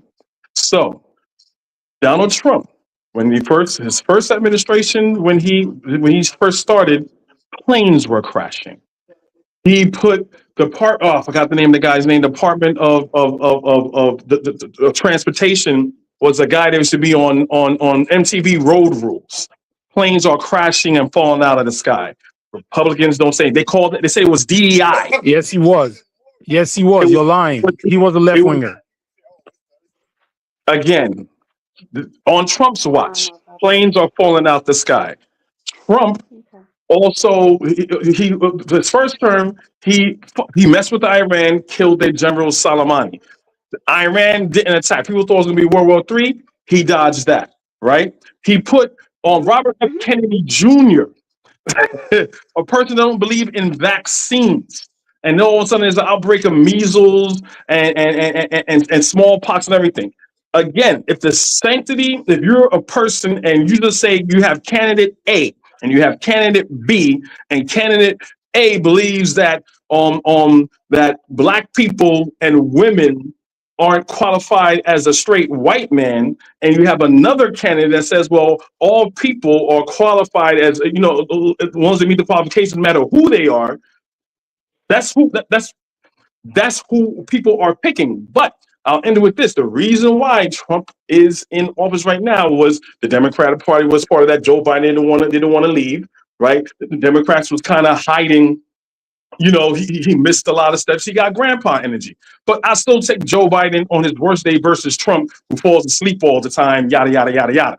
But what I'm trying to say is that this country said, I don't want a black woman in charge. I'm going to go again with the She's not judicature. black, so He's there's not that. black. He's not black. Stop She's not lying. black. Okay, you But stop. the point is that no, let him finish. Let him finish. No. She's saying no. I'm not gonna let him pick. I had enough. I'm sorry, Sister Cheryl, but he's stupid because No, he's good. You good. me as a person from the like he's an idiot. Me as a person of people here from Caribbean descent, I have cousins that are half black, half Indian. If you look at them now, they're blacker than Kamala Harris, right? What he is cheerleading for a draft dodger. He's running for that. Her parents were both in the civil rights era. At the time where Donald Trump didn't want to lying, rent. she wasn't. The mother came to America and checked. She was white on the census. Stop lying. I'm talking about your white daddy. Just hold on. Stop lying. I'm not defending no Trump. I'm talking about you're lying about Kamala. That's what I'm saying. At this time, Donald Trump didn't want to let black people in his building, him and his father. His niece and his nephew said that Trump had said the N-word many a times, right? We all know about the Central Park Five. All I'm saying, when you look at the character of a person and you look at their policies, Trump doesn't add up. Logically speaking, that's all that I'm saying. But when Trump, well, if you're Jesse talking about Jackson, character, hold on. If we're talking about character, what did Kamala Harris do when she was an appointee in California, when she was taking black children away from their parents? Like, well, we can do this all day. Because Kamala Harris has awful stuff on her thing. We can do this all day long. That's not we can do this all day long, but that's not the point. The point is not. It's not like a dick measuring contest for who's worse. And I feel like we shouldn't be getting into that. We should be getting into what, huh? No, I was going to tell you because you said that she was doing, taking away. So what you're saying is true, yes, right? But it was for kids. Like, just listen to the argument. If an official sees that your child is not going to school, you're saying No. Stop right there. She was putting black people in. She was putting black men, specifically black men. She doesn't like black men. She was putting black men in jail. You don't know it. Stupid thing. No, sir. We're not going to do that. You don't know it, so let me answer it. You don't know it. About 40 people. Only about 3 of them. What are we talking about? She was laughing about putting black men in jail and taking them away from their families for menial crimes and stuff that she would never dare dream of putting white people in jail for. So we're not going to go there. That's peanuts. But the point is, 40 people were convicted under her watch, and only 3 of them were black. Kofi. Lebakari respond, and then I have a new panelist. The point is that there's rules. Every country has rules. So I mean, the thing is, see, here's the thing. When people say that about Kamala, they haven't studied when they say that about Kamala, they truly haven't studied what happened. She did convict over 3,000 black people. 40 of them went to jail. What she did was, in everything I'm saying, you can look it up. I showed it several times on my channel. What she did was she created programs to help people go to school. People went to trade school. People did community service. And once they showed their paperwork that they had finished their community service and whatever trade school they did, they didn't even have a criminal record anymore. So when people say that, she did convict that many, but only about 40 of them went to jail. And that's just the truth. Because everything. But why did she convict them? Because they broke the law. You just said, wait a minute. White people break the law all the time. Why did she not convict any of the white people? I'm going to answer your question. I'm going to use your words to answer your question. You just said. Why did she convict any of the white people? Because we weren't talking about the white people. White people were convicted too. If you look it up and study it. But what you just said was. She's married to a white man. I don't care. But what you just said was. That's the problem. You don't care. What you said, Cheryl, what you said was The country got laws and you have to follow the law. You were just talking about how you agree with the rules that's been implemented for immigration. But because I said Kamala did something. No, they cherry picking though, but they cherry pick. I'm not cherry. That's the point. I'm not saying you cherry pick. I didn't say you cherry pick. I said they do. Calm down. You need to calm down, brother. Brother, we talk about two different issues. We talk about immigration versus other things. You can't conflate the two, man. You can't do pick that. and choose which laws to obey. What you saying? Don't you love women? Why are you raising your voice at the lady? Calm down. Calm She ain't down, my brother. mama. I didn't raise my voice to her, and if I did, I apologize because I never meant to raise my voice to Cheryl. I only raised my voice to Azuli in anger. So Cheryl, I that's crazy. apologize. That's crazy. That's crazy. I apologize, Cheryl, if it seemed that No, I you raised good. No, it's passion. No, I get Nah, it. It's you need to passion. apologize It's to no me. big deal. You need to apologize It's to me. okay. You ain't gotta apologize to me. You ain't gotta apologize to me. Texas, equal rights, equal left. If you can yell at Urzuli, why you can't You yell need at to Cheryl? apologize to me. You need to You can yell at anybody. Anybody can get it. I'm not a sexist at all. Anybody can get it. I can fire. Anybody can get Queen it. of the panel. She's the only woman that always come up here. Cheryl cannot get it. I won't let nobody scream at Cheryl. I got her back. Even in the things It's we all just good. It's all good. But like, all right, Kamala Harris. You do realize like she's black when it's convenient, right? She's first of all, Kamala is she. This is the problem when she's mixed. She has an Indian, what is an Indian father. She's black when it's convenient. You can see when she talks how fake she is. We're not gonna Yep. sit up here. She's so fake. I can't believe black people see right through it because she black, so it don't matter. It's just like with Katanji. Katanji is the worst. She's the worst. She's the absolute worst. But black people don't see it No, because she's Sister Cheryl, actually don't black. talk about Katenji like that. She's for us. She's Bruh, for us. Katanji is a fool. She's a fool. I would like She's you a to fool. That's coming from another black woman. She's a Can fool. you go So you deeper want the on that, whole? please? Because you just made a statement about her being terrible. Could you go deeper in what you mean by that? In what way? I don't even. Are we? Do we got time for that? Like, Yeah, dissect her. do we got time? Because it's a lot. Go ahead. Go ahead. Y'all do remember when she wouldn't answer what it was to be a woman or a man? What's the difference between a woman or a man? Right? Y'all remember that? Y'all forgot? Y'all forgot about that, huh?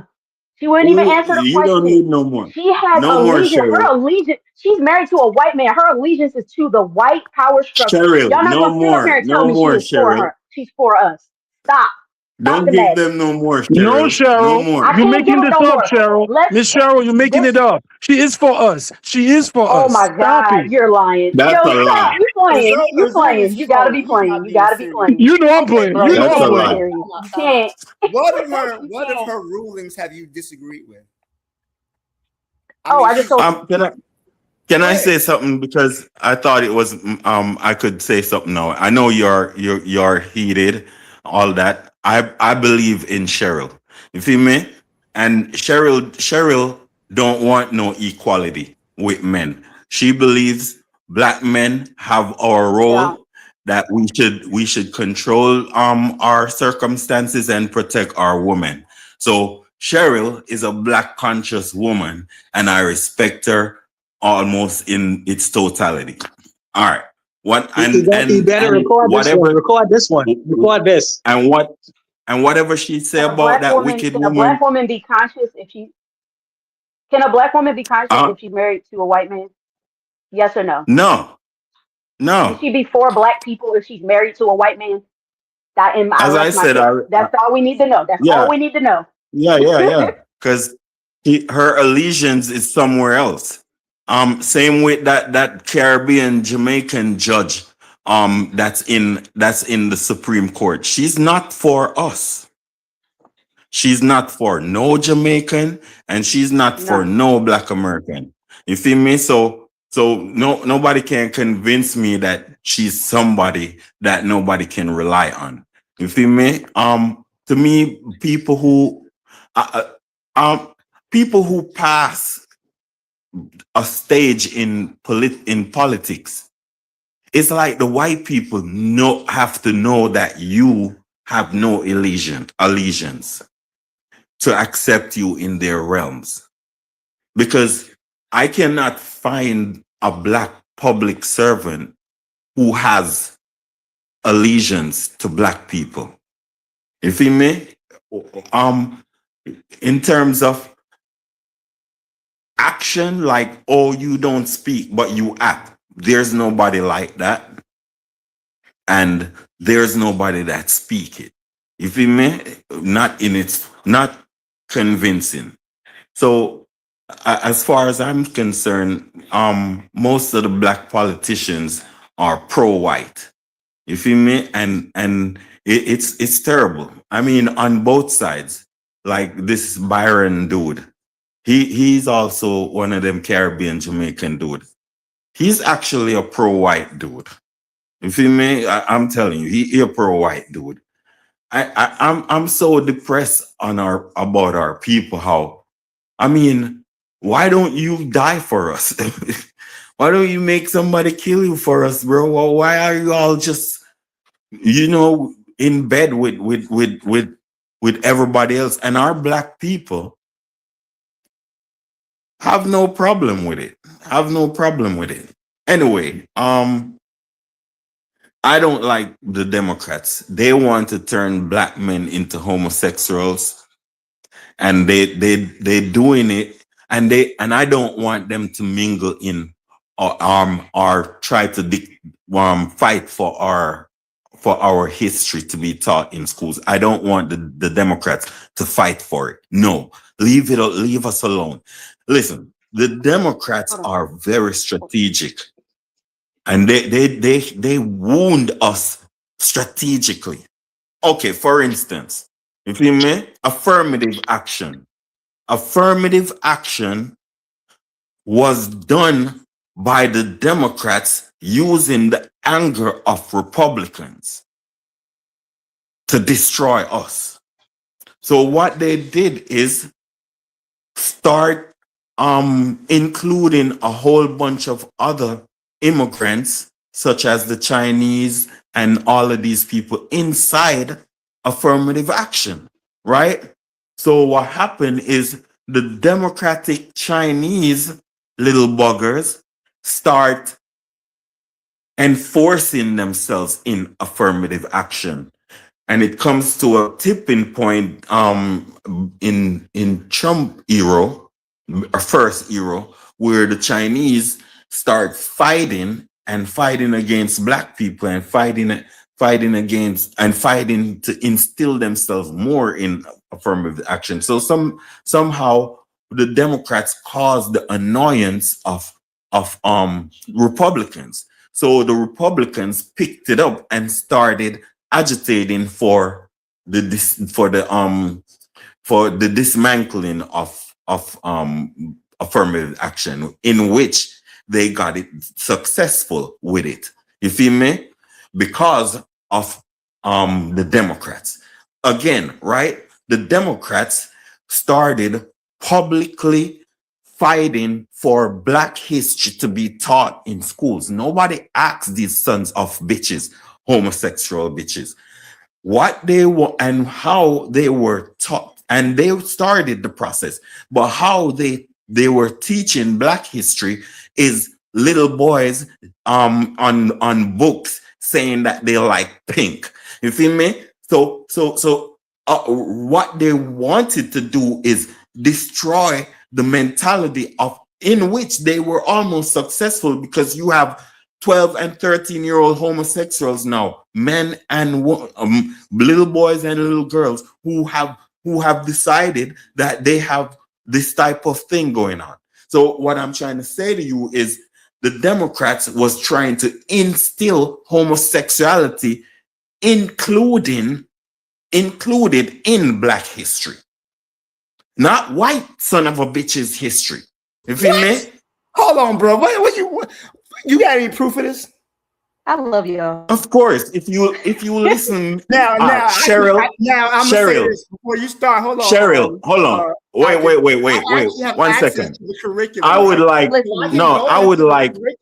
Cheryl has more sense. Hold on. Cheryl is more sensitized, because a lot of you are desensitized. I would like Cheryl to debunk what I'm saying. You know, yeah, I would like to know what some Black points. still speaking. Or I want to know if Cheryl. I want to know if Cheryl would debunk what I'm saying.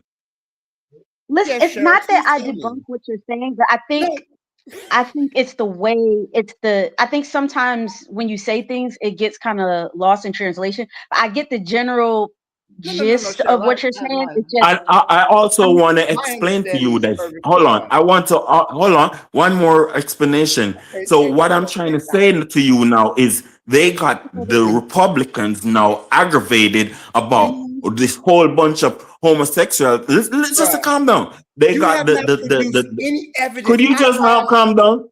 Go They ahead, tell got me the what it is. whole they got the Republicans aggravated about this whole bunch of homo stuff included in the black that's why they said they want to ban black history. It's Stuff like what? it's Like what? Give me because an black example. history is being made to be homo history by Okay, the can you give me an Democrats. example, please? it's true. That's very true. Okay, It's give me all an in the example. schools. I'm not Okay, giving okay. you no goddamn Because you example. ain't because you're Go making this look shit it up. up for yourself. Because you're That's making my it up. accusation. You Because pulling it you're out lying. your ass. What you doing? Listen, Your voice sounds tender too. So listen, let me tell stop. you something. Okay, All right. That's hold on. why Let's not get into Hold that. on. Hold on, y'all. He I said can he give said you he wanted an example. you're I can give the capping for curriculum you're right cap. now. I can pull up the curriculum right Okay. now. Okay, what is he All right. talking about? What All the right. All fuck? right. Hold on. Let's get Can I some say something order. real quick? I Wait, understand hold on. tensions are high. Hold on. Oh, sorry. Hold on. Sorry. Hold on. I understand it got a little tense here with the Zuli follow-up question. And I don't mind the conversation. I actually kind of like it. But I haven't heard from a few people for a little while. I know Bakari been wanting to say something. I want to see if Jack Adero wants to say something. Does Buana want to say something? And then Bakari, and then finally Black Steel. Who wants to say something? Jack Adero, Well, you want to add anything? what I was going to say was Black Steel. Yeah. And I wanted him to destroy that. Go ahead, Jack Adero. Yeah. I don't even know where we're at anymore. But are we if we're still on the should black people stay with the Democratic vote in the United States or should go towards the Republican side? This is something that was talked about, I think, over 60 years ago now. Malcolm started and wanted, and I know he probably wasn't the first, but an all-black party, instead of us going to either side, we would have had our own black political party, so we could have avoided this mess. But we didn't. We didn't follow through with that, and we're here. We can stick with the left, where they have a lot of societal issues that they stand on, where it doesn't agree with a lot of us, and then we can go with the right, where I think Black Steel said it best. They're vehemently racist. Let's just put it. The president of the United States. I want you guys to understand this. The president of the United States is calling an African nationality and their descendants stupid, low IQ. Just to give you guys an idea, whenever you guys see post-election violence or civil wars breaking out in Africa, it's usually because of hate speech. It's not uncommon for hate speech to be the main catalyst and why civil wars or even post-election violence jumps off. The president of the United States is calling Somali people low IQ, stupid, and everything else under the sun. In any other country, there would have been mass. We're talking about mass, like a mass, almost call and response to start just attacking. So I get it. When black people are frustrated and saying let's leave the Democratic plantation, I get it. You haven't seen the results that you want to see. I get that. Okay. But to go to a side that will tell your fellow brothers, you might not identify with Somali peoples. I get it. You know, you might say, hey, you know, they've rejected me when I don't know. But you know, in Kenya we have a saying, and it's like it really goes towards more thieves than anything.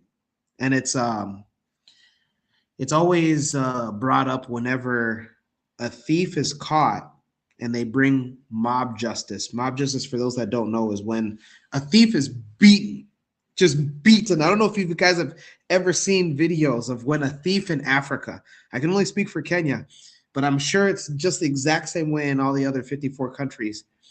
And in Kenya, the saying is, you should participate. You, the civilian, should participate in mob justice because what? Because today it's you, but tomorrow it's me. Meaning that today he robbed you, or he took your phone, or you know, he attempted to pickpocket you, but tomorrow it's going to be me. So I should. So I apply that same thing with the way that this U.S. president looks at the Somali community. You know, I know that Azuli, he didn't mind what the U.S. president had said about the Haitians. Okay, you know, but I wouldn't want the U.S. president saying those type of things to me. And Azuli might say, I know people that eat cats. I mean, it's less about like the animals. It's more just you're trying to have me looked at as something that's not human. And this country has a history of that. Now, Ghana just had the world recognize globally the transatlantic slave trade. But that transatlantic slave trade and the Saharan slave trade was because, you know, there was this how did Black Steel say it? Al Kraka, you know, because this Kraka did not see, and the Arab, you know, did not see Black people as human beings, you know. So I don't know why anybody would want to go to the right, especially when they're saying rhetoric like that. Maybe, just maybe, you know, this is a conversation that can lead some of us towards getting that dream that Malcolm, and again, Malcolm probably wasn't the first one, but you know, he's the one that I'm read about it the most as far as starting this Black political party, this all Black political party, and then we can finally just be done with this shit. That's my thoughts, man. All right, let's hear from Buana next, but we haven't heard from him in a minute.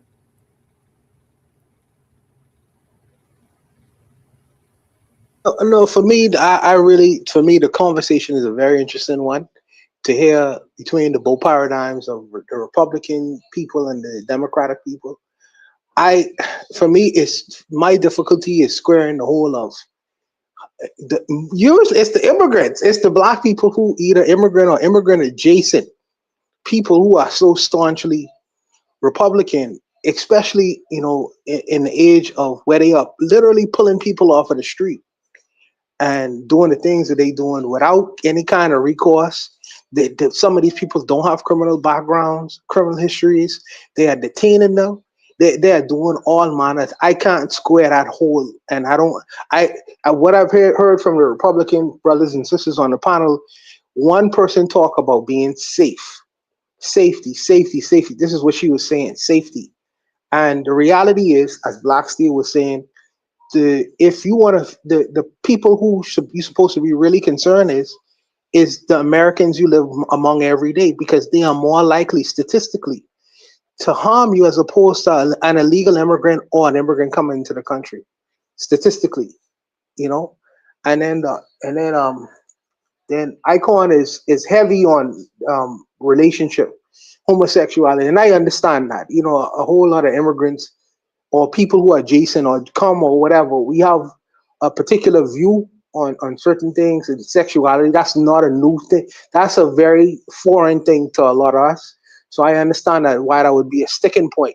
But I listen, man, this has been a very interesting discussion, listening to the different opinions and how some people feel they staunchly one way and some people staunchly another way, and all of us are Black people. I find this to be very interesting, but I won't be brief. I really want to just continue to listen to the opinions of the people who live in America and their thoughts. I'll leave it. Brother Bakari would say it. What I'm going to say is I'm going to give all my time to Black Steel because I just want to hear him chew up that nonsense that was just spoken. Because he's the teacher on here and people just make up stuff. Go ahead, Black Steel. You got my time. Well, thank you, Bakari. I appreciate that.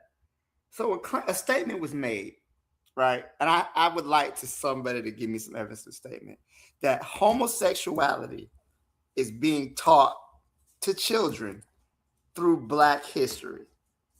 Now, I have access to the curriculum, right? I can pull up everything from US world. Can somebody show me or point out something exactly? Because what this sounds like is called right-wing fear-mongering. Again, they want you to be afraid of everybody but the real threat. Intersectionality is not taught in the high school history courses. It's not. Maybe in college, yes. But in high school, they're not teaching that. And intersectionality does not. It teaches that Black people can face compounding oppression, right? You can face oppression as being Black and a woman, being Black and be gay. But again, at least in my state, that's not being taught in the high school. Maybe in some states it is. But intersectionality doesn't teach doesn't teach people to be gay. Go ahead. Sister Cheryl wants to respond. What state are you in? What state are you in? So I know I'm from Philadelphia. There's a school in Philadelphia called Friends. Is it a Catholic school? I believe private school, one of them. They are teaching that in the curriculum. So maybe it isn't where you are, but it's definitely in America. It's definitely being taught. And it's on like live display. You have teachers. I see teachers getting on the subways with the whole full she, her, them, she, they, ze, zo, all day long, teaching kids that's appropriate in the schools. So maybe it's not. I'll give you that one. Let's say that it's not in your state. It's in America, and that's the point. It's in the private schools. It's in the Catholic schools. And you're not safe. And intersectionality is the excuse. Intersectionality is because it gives you a chance to connect Blackness to everything. And that's what they do. They conflate. Anytime you hear somebody who's for LGBT stuff, they always bring up their struggle in conjunction with Black people. They always bring up Black people. Oh, well, yeah, well, Black people fought for this, and that's the same thing that we're for. They do it all the time. If you just sit down and just listen to some of these LGBT people, they always bringing up Black people. They're always trying to intersectionalize themselves with us all the time. That's their whole thing. Can I interject real quick? Black women that are co-signing it. Hold on, Kofi. Hold on. Signing the hell out of it. In majority. It's enough. It's enough. Let me hear from Azuli next, and then Kofi and I can fire. Azuli, what say you? Is Azuli there? All right, Kofi. This is what I want to say. The original question was, I'm gonna say this. Trump was not called racist when he was running around with all these celebrities. He was not racist when he gave his building to Jesse Jackson and gave him money to run for president. So this is not a lie. You must be retarded. Let me finish. When you talk, bro. Did you not hear what the host of the show said? Let the man talk, man. So, Trump, all these celebrities that are now, Trump is in the rap videos. Everybody want to be like Trump. Trump is in the rhymes. Trump is doing this. Trump is doing that. Trump sponsors Jesse Jackson. I got a video where Jesse Jackson said Trump is a brilliant man. So now all of a sudden he's racist. Okay, I'm just saying, like I told before, vote for your interests. Know what's right for your people and your children and generation that are coming. Don't just vote for you for now. And another thing the brother said, somebody said about the immigrants. When the Black American population is 13% since the 1960s. It's not growing. It's the same 13, 14%. So now when you have these immigrants coming, yes, the brother said the immigrants are not dangerous, but you know what happened when those immigrants come and they become citizens, they become a major part of the society? They start voting against the Black people's interests. Perfect. I'm gonna give you an example. There's a guy named Cesar. Now they're saying that he raped a couple of kids back in the days. That man was fighting for union, for labor, for legal immigrants. You know what he said? He himself was against illegal immigration, because you know what he says? The illegal immigrants, when they come here, they break the picket line. They break the unions, because you know why? Oh, y'all don't want to work? You Black people don't want to work? Y'all don't want to work for this money? We go get the illegal immigrants to do it. When you're letting the little immigrants come into America, it's not because they care. It's because they want to. These so-called people want to create chaos within the whole culture. All I'm saying is, bro, vote for your interests and don't be. What I'm mainly trying to say, that people want to say, oh, I'm a this and that, is no, it's going to benefit your people, not just for the short run, but for the long run. And what I don't like is when people trying to convince me that this administration is way worse than all the administration we had before. That's what I'm saying. So what I'm saying is, I'm not saying here to say, oh, the Republican are the greatest. That's not what I'm saying. And I'm saying, yo, vote for your interests. Think first.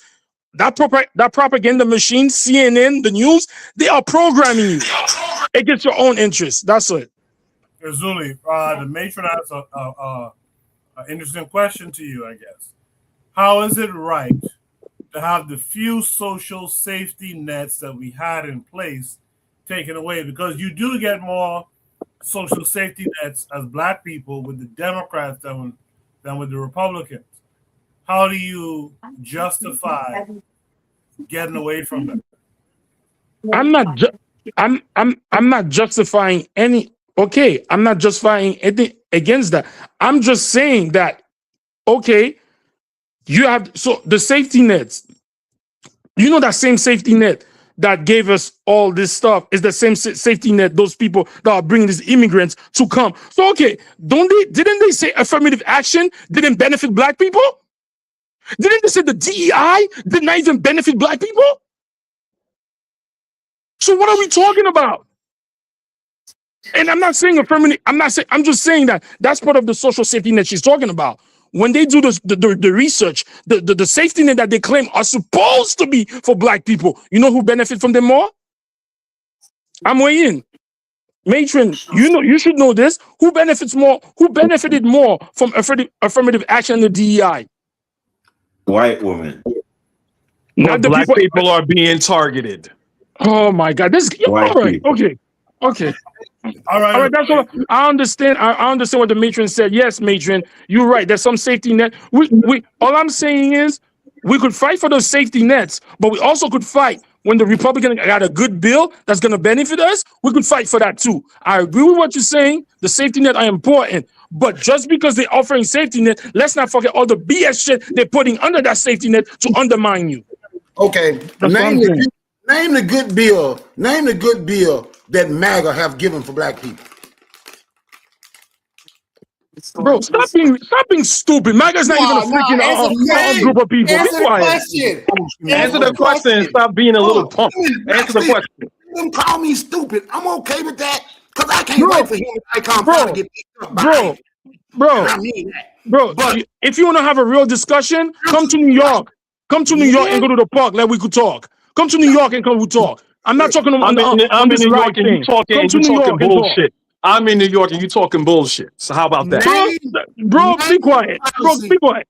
Name the policy. I said what I have to say. You don't have to agree with me. I'm in New York and you talking shit.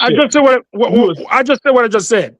You scared of white people. That's who you are. You scared of white people and you throw black people on the bus. Of course, I'm scared of white people. Ooh, Yeah, you are. but you're not. Oh, you're not that scared of them because you bend down for them, so you ain't that scared of them. So why don't you say that to the brother that went to war for them? The brother that went to war for them. Accusation. Let me know when it's my turn. That's a false accusation. Let me know when it's my turn. We finish sucking off Donald Trump. Delroy, that's a false accusation. You can't accuse the man of that. Let's name one policy that. All right, Bakari, and then Kofi, and then I can. Yeah. Give Bakari my time. Yeah. I asked name one policy that MAGA have created for black people.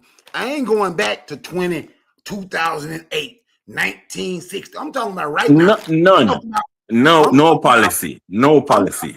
I'm talking about the person, the people. The same no policy that Obama passed for the black people. That's the same thing the MAGA are doing. The same thing that Obama passed. The same thing that Obama passed. No policy. That's what they're doing. I didn't cut nobody The same thing Obama passed is what the MAGA are doing. I didn't cut nobody off. They say if you hit a dog, they'll holler. I didn't cut nobody off.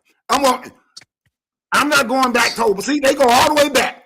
I'm talking about this bastard who y'all stroking, who's in charge right now. Name a policy. We know all the Black History Museum and all the Black history that he is getting rid of. We know everything that he's doing to get rid of Black history. We know what the MAGA party is doing about that. Name a policy that the bastard in charge who y'all caping for, name a policy that he have made for black people, for black people. You can't name one, so now you're going to go back and say the same thing Obama did in 2008. Obama ain't president no more. Ain't no need to keep mentioning him to me. I'm talking about the bastard that's in charge right now in the bullshit that they're doing. I'm talking about the people he done put in charge who refused a one-star general promotion because they were black. So they refused the promotion. I don't want to hear nothing about no damn Obama. Y'all, because y'all so fucking cowardly and y'all want to stroke these motherfuckers because y'all see power. And this is what I mean. They see power in some white boy who can get up there and talk about how he want to hurt them. They can't say nothing about it. And I'm going to say it again. Y'all call them two brother. I don't. So when y'all talk about them, say our brother, not Bakari's, because they are not. Anybody caping for some white boy who done talked about how they want to hurt black people. Then somebody get up here and say, I'm against the faggots. He must ain't been watching how many of these damn MAGA people been caught being undercover faggots. But it's okay for them to be undercover faggots. As long as they can sit here and talk about what they gonna do and how they harming black people, they don't want to talk about that. Y'all let them get away with it. Kobe don't. I don't. Y'all let them get away with it. That's why y'all still call them brother. Ain't no brothers. And cool. What I told you when it first happened, not many won. When during the campaign, I never bit my tongue. Anybody, any black person caping for people who talking about they want to hurt black people, like Cheryl asking, she said, what do you expect white nationalists to do? I'm going to ask the question, what do we expect black nationalists and Pan-Africans to do? How in the hell are black nationalists? This is why I don't deal with irritated Genie no more. I don't care who it is. How in the hell you a black nationalist, but you going to side with people, with the white nationalists who talk about they gonna kill? What in the hell the white nationalists and the black nationalists gonna have in the same? What do they have in common? But you gonna side with the white nationalists, the people that want to kill you. But that's what you side. So you saying Trump is saying to kill black people? Can someone else talk? You saying Trump said to kill black people? Just repeating yourself. And keep going back to 2004. Are you saying Trump said to kill black people? Okay, can I speak now? Yeah, go ahead. I can find it. Go ahead. Whoa. Thank you. I'm supposed to go after Brother McCarvey. Okay. All All right, go ahead, Azuli, and then I can find. You mean brother? The brother could go. Whoever said he could go after Bakari. Go ahead, bro. You could go. Yeah. So I don't like to make this. I mean, it's like it's so simple. Like it's one issue voter type shit, and this is why in the situation that we is like white people right now, racism is okay, but now they feeling it at the gas pump. They're getting sick and all that. So racism is costly, and it's the same thing with this LGBT bullshit. I get it. It's not something that is a part of our culture. I get it. Gay people have been around all the time, but we're talking about a legal standing, right? Legally, there are a group of people, and they're a protected class under the civil rights.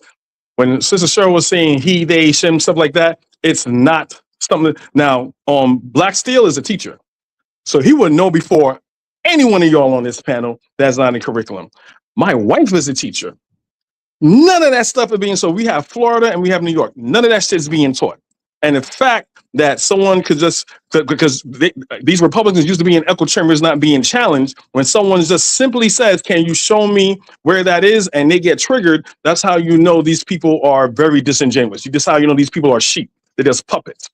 Because it's something that they're just repeating. It's not something that they know. And so this whole thing, look, someone in the chat says that, as Sister Cheryl said, not just Democrats or homosexuals. Now, this is a thing that they forget about their white daddy, because they got a white savior complex. They got a white Trump savior complex. Caitlyn Jenner, that used to be Bruce Jenner, is also a Republican. She's trans. She was on Women's Magazine and all this other stuff, and she was with Trump. But that's okay because she's Republican, so we can still, talk bad about gay people. Donald Trump. Oh, y'all Google this. Donald Trump is doing his first campaign because he's pandering. Because Trump is a panderer. We all know Trump is a liar, right? Just Google Trump with LGBTQ flag holding it up, and you'll see it. It says, "I love the LGBTQ." Trump has that. There's a group of people that are Republican called the Log Cabin Republicans. They are Republicans that are all gay, trans, LGBTQ. The only reason why is that because the Republicans hate. That's their bread and butter. They hate other people that won't fall in line with them. That the quote unquote stain of homosexuality is only on the Democrats because at least their principles say, okay, all people, marginalized people should be protected. Versus Republicans saying, well, all people that we don't like that are not white or don't adhere to white supremacy, we're going to attack them. So if you're shut up. Shut up. Do you like gays? Why this dude is still talking? So that's who they were attacking. Oh my God. You like men? Can you please shut up? That's how Republicans are. Rules for me, not for thee. So this is what I'm talking. So I understand, but let's not let Republicans get away with they're the champions against homosexuality when they got a whole, like Brother Bakari said, there's a whole bunch of closeted homosexuals in the closet, right? And I'm going to end with this point.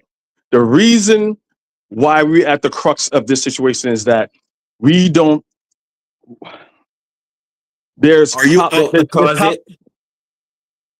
This. I'm trying to be nice, Coco. I really am. No, don't be nice. Don't be nice. Yeah, because you don't deserve it, but I respect my brother's platform. Be who you are. Man, shut the fuck up. Exactly. Like you have no discipline.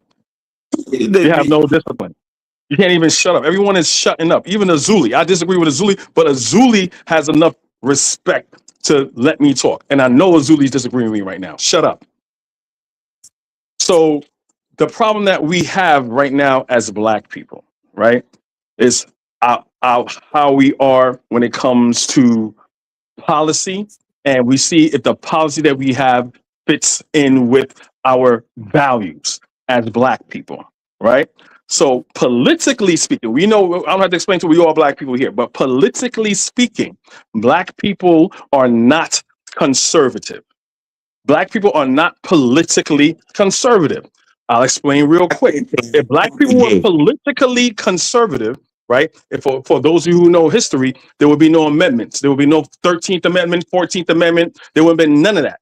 The bills and articles of the Constitution was written only for white, straight Christian men. Period. Women could, even up to the 60s, women couldn't have bank accounts, right? Up to the 60s, only people could have voted were white men. So in the Constitution, it was like, okay, we have to make these amendments. So people that are liberals and progressive, because they're naturally, because they don't like the laws that are currently in place, and they always do change. Conservative means not change, to keep the way it is. So I understand politically why a white man will be a political conservative. I don't understand non-white people that are staunch Republicans, because all the bills and things that they have, the Republicans are trying to repeal. That's what Donald Trump is doing. He's doing okay. He's trying to repeal the Voter Rights Act for black people. They're gerrymandering. They're taking away black history. He's putting us back. What I would like to ask, I'll end with this. I want to ask these MAGA guys. MAGA means make America great again. When was there a time for black people where America was great? Since you are a black Republican, name me a time when when America was great for black people. If you could convince me of that, then I understand why you are a conservative, where you want to conserve the white ideology of America. I'll leave it up to you, I Can Fire. Let me say this before I Can goes. We're gonna end this at 12. So get everything out that you need to get out. We'll end at 12. We'll do our shout outs after the conversation ends. But I Can Fire, and then whoever else wants to respond. Thank you, sir. You feel me? Thank you, sir. Black people are conservative by large, by majority. Black people are anti-gay by majority. Black people are being traumatized and being influenced by pro-gay power and eliteness. The pro-gay elite and the gay elite are targeting black people to destroy our character and our moral fabric, like how they have successfully destroyed the previous speaker. You feel me? So what I'm trying to say is our people are decent, heterosexual people. You feel me? Our people don't know. You're not answering my question. How are we politically? How are we politically conservative? You're supposed to answer my question. How are we politically conservative? You're running. How are we politically conservative? Quago. Well, first of all, if you may, first of all, our black women are the liberal ones. You feel me? Our black women are the ones really voting liberal. They mostly speak about what you call Democrats anyway, anybody who. You feel me? They are the largest voting bloc in the black world for the Democrats. So it's evidence that our black women just don't want to, just not listening to us. Our You're black still women, not answering my question. When was America great for black people? You're MAGA. You're a Republican. When was America great for black people? America was never great for black people. You feel me? Why are you tooting Donald Trump's pink horn? Why are you tooting this administration's horn? Because they're repealing everything back. Actually, listen. You feel me?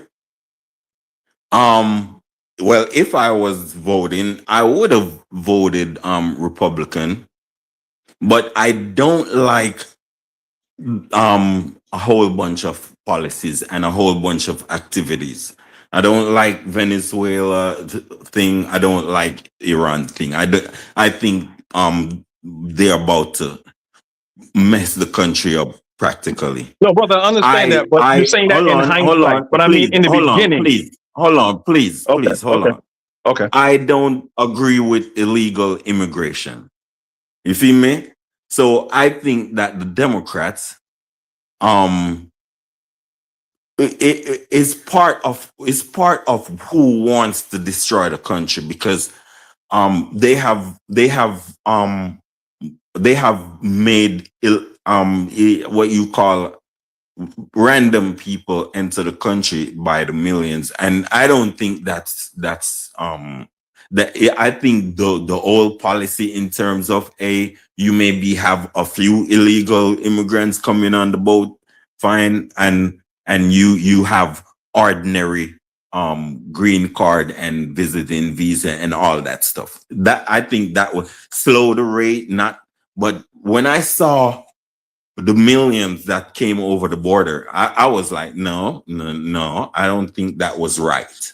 You feel me? And I totally disagree with the hold on. So if Democrats. America was never great, I understand the border policy. I blame both parties for the border policy. The Democrats were very lackadaisical on it, and the Republicans don't want no white people, no black or brown people in there. So they both share it. But my question to you is that you're talking about the wars in Iran. You guys don't agree with that. Understanding the polling is that you guys don't agree with the war, but in hindsight, you believe what Trump says. So if you believe America was never great for black people, why would you vote for a person? Why would you vote for a person or be on the side of a person who's attacking black people, like Governor Parton said? One of the listen. All right, this is what I'm saying, right?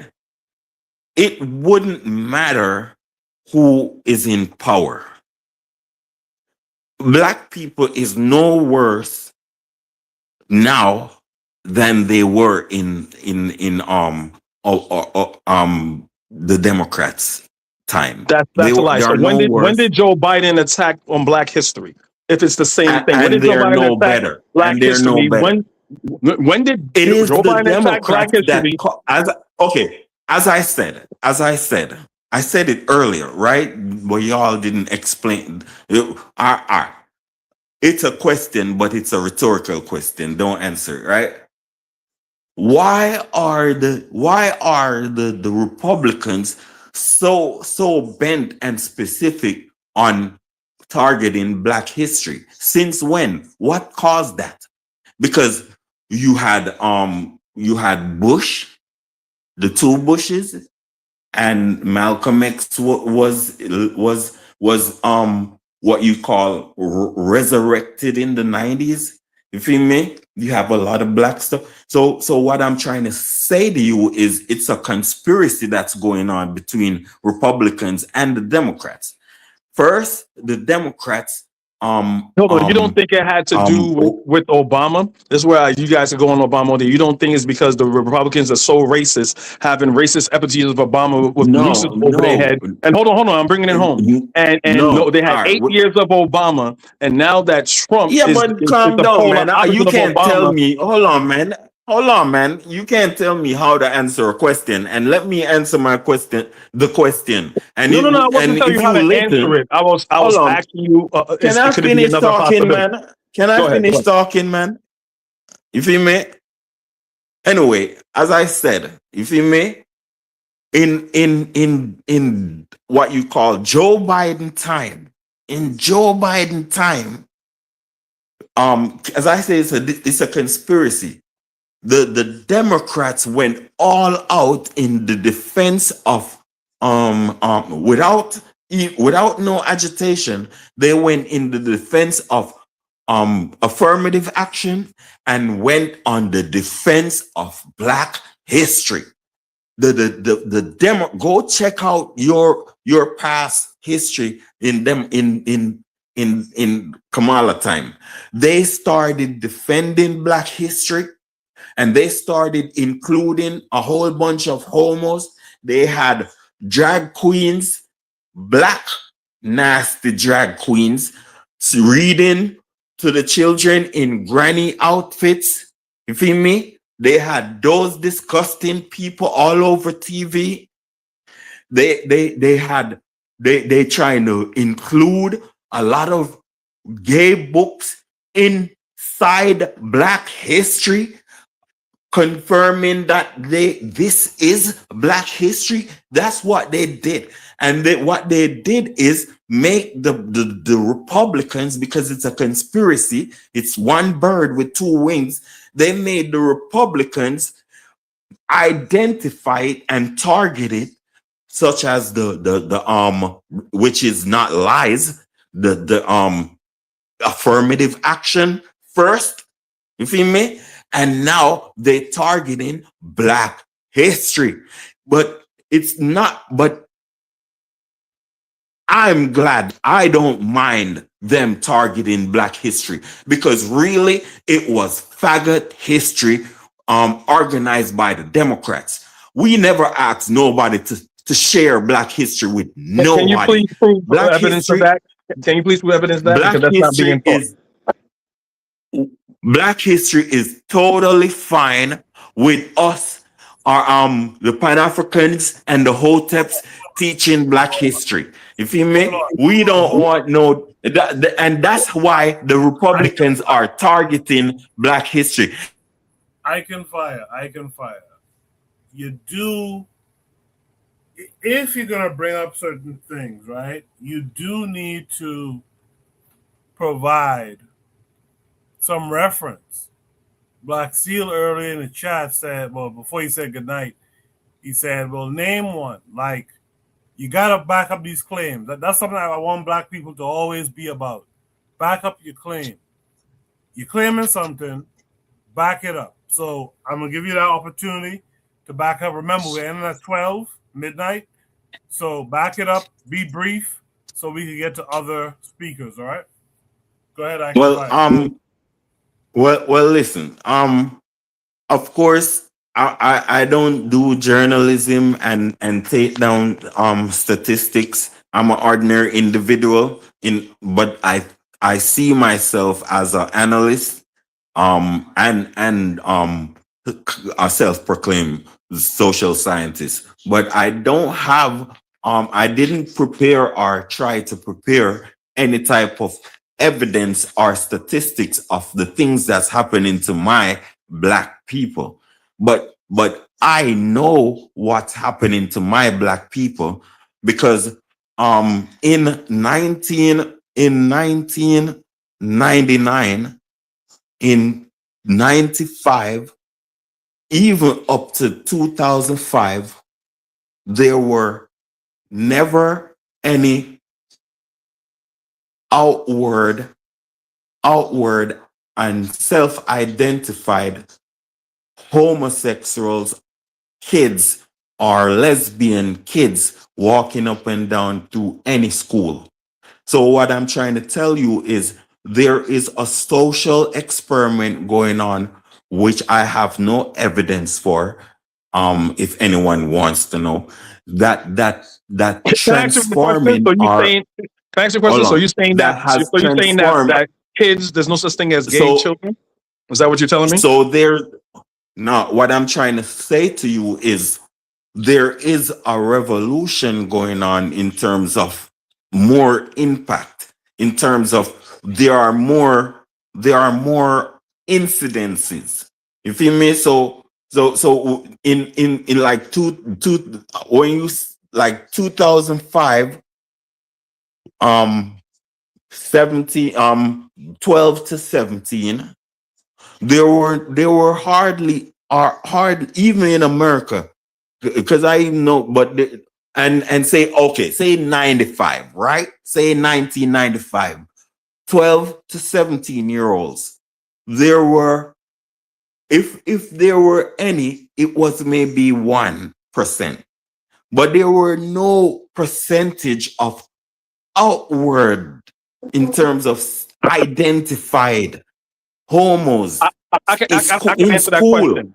I can answer that question. That's a very easy question, because like marginalized people during that time and like gay people weren't represented. So now that they're being represented more, there are, pun intended, there are more out of the closet. So now there are more people out there. It's not a program. If you have, it's just like, again, I'm not equivalating Black people's struggles to no other fucking people's struggle. But when Black people were suppressed, They weren't taking like what's our birth rates, what's our employment rates, because we weren't represented. So now that we're being represented as a space, you're gonna see more. Okay, like systematic racism. Systematic racism was always a thing, right? But now white people realize systematic racism is a hold on. White people now realize systematic racism is a thing because of cameras. It doesn't mean that systematic racism just happened. You see what I'm trying to say? So there's a representation. You don't mind interjecting and asking me a question. I'd like to ask you a question. Sure, would you prefer your father, or would you be all right if your father was a homosexual? What does that have to do with me? I'd rather not. That makes no sense. No, If he's my father, I'm answering the question. I'm answering the question. That makes no sense. If my father's homosexual, how was I being born? Homosexuals don't like women. You are a promoter and a defender of.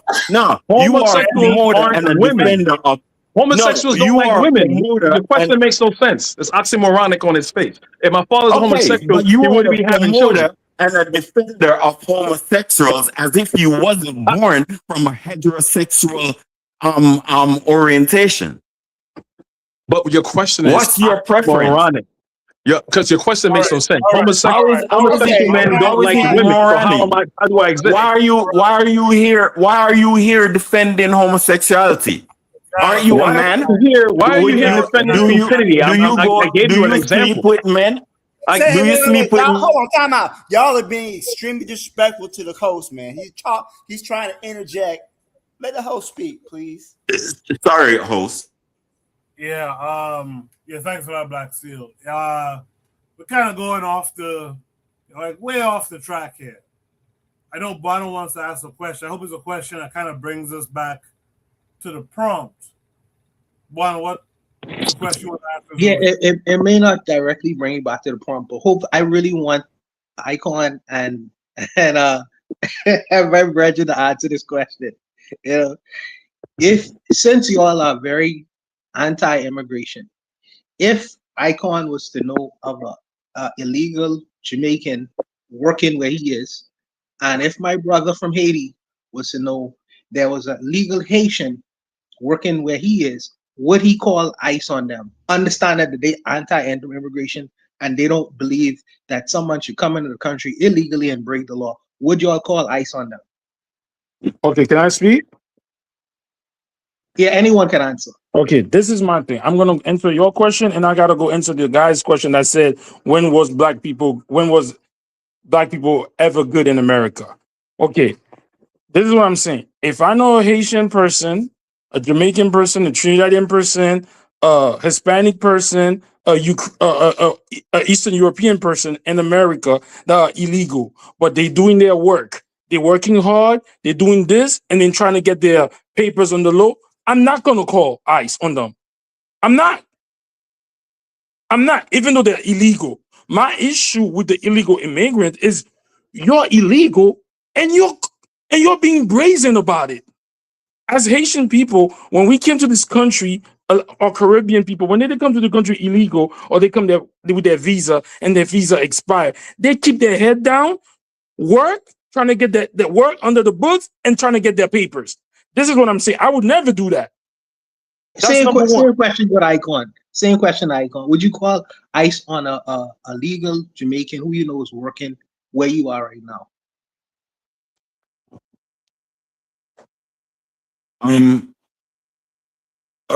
Yeah, if a Mexican disrespect me and I know he or her is goddamn illegal, I'll get rid of them bitches. You feel me? I'm pro black. So you get rid of Jamaican. Nothing else.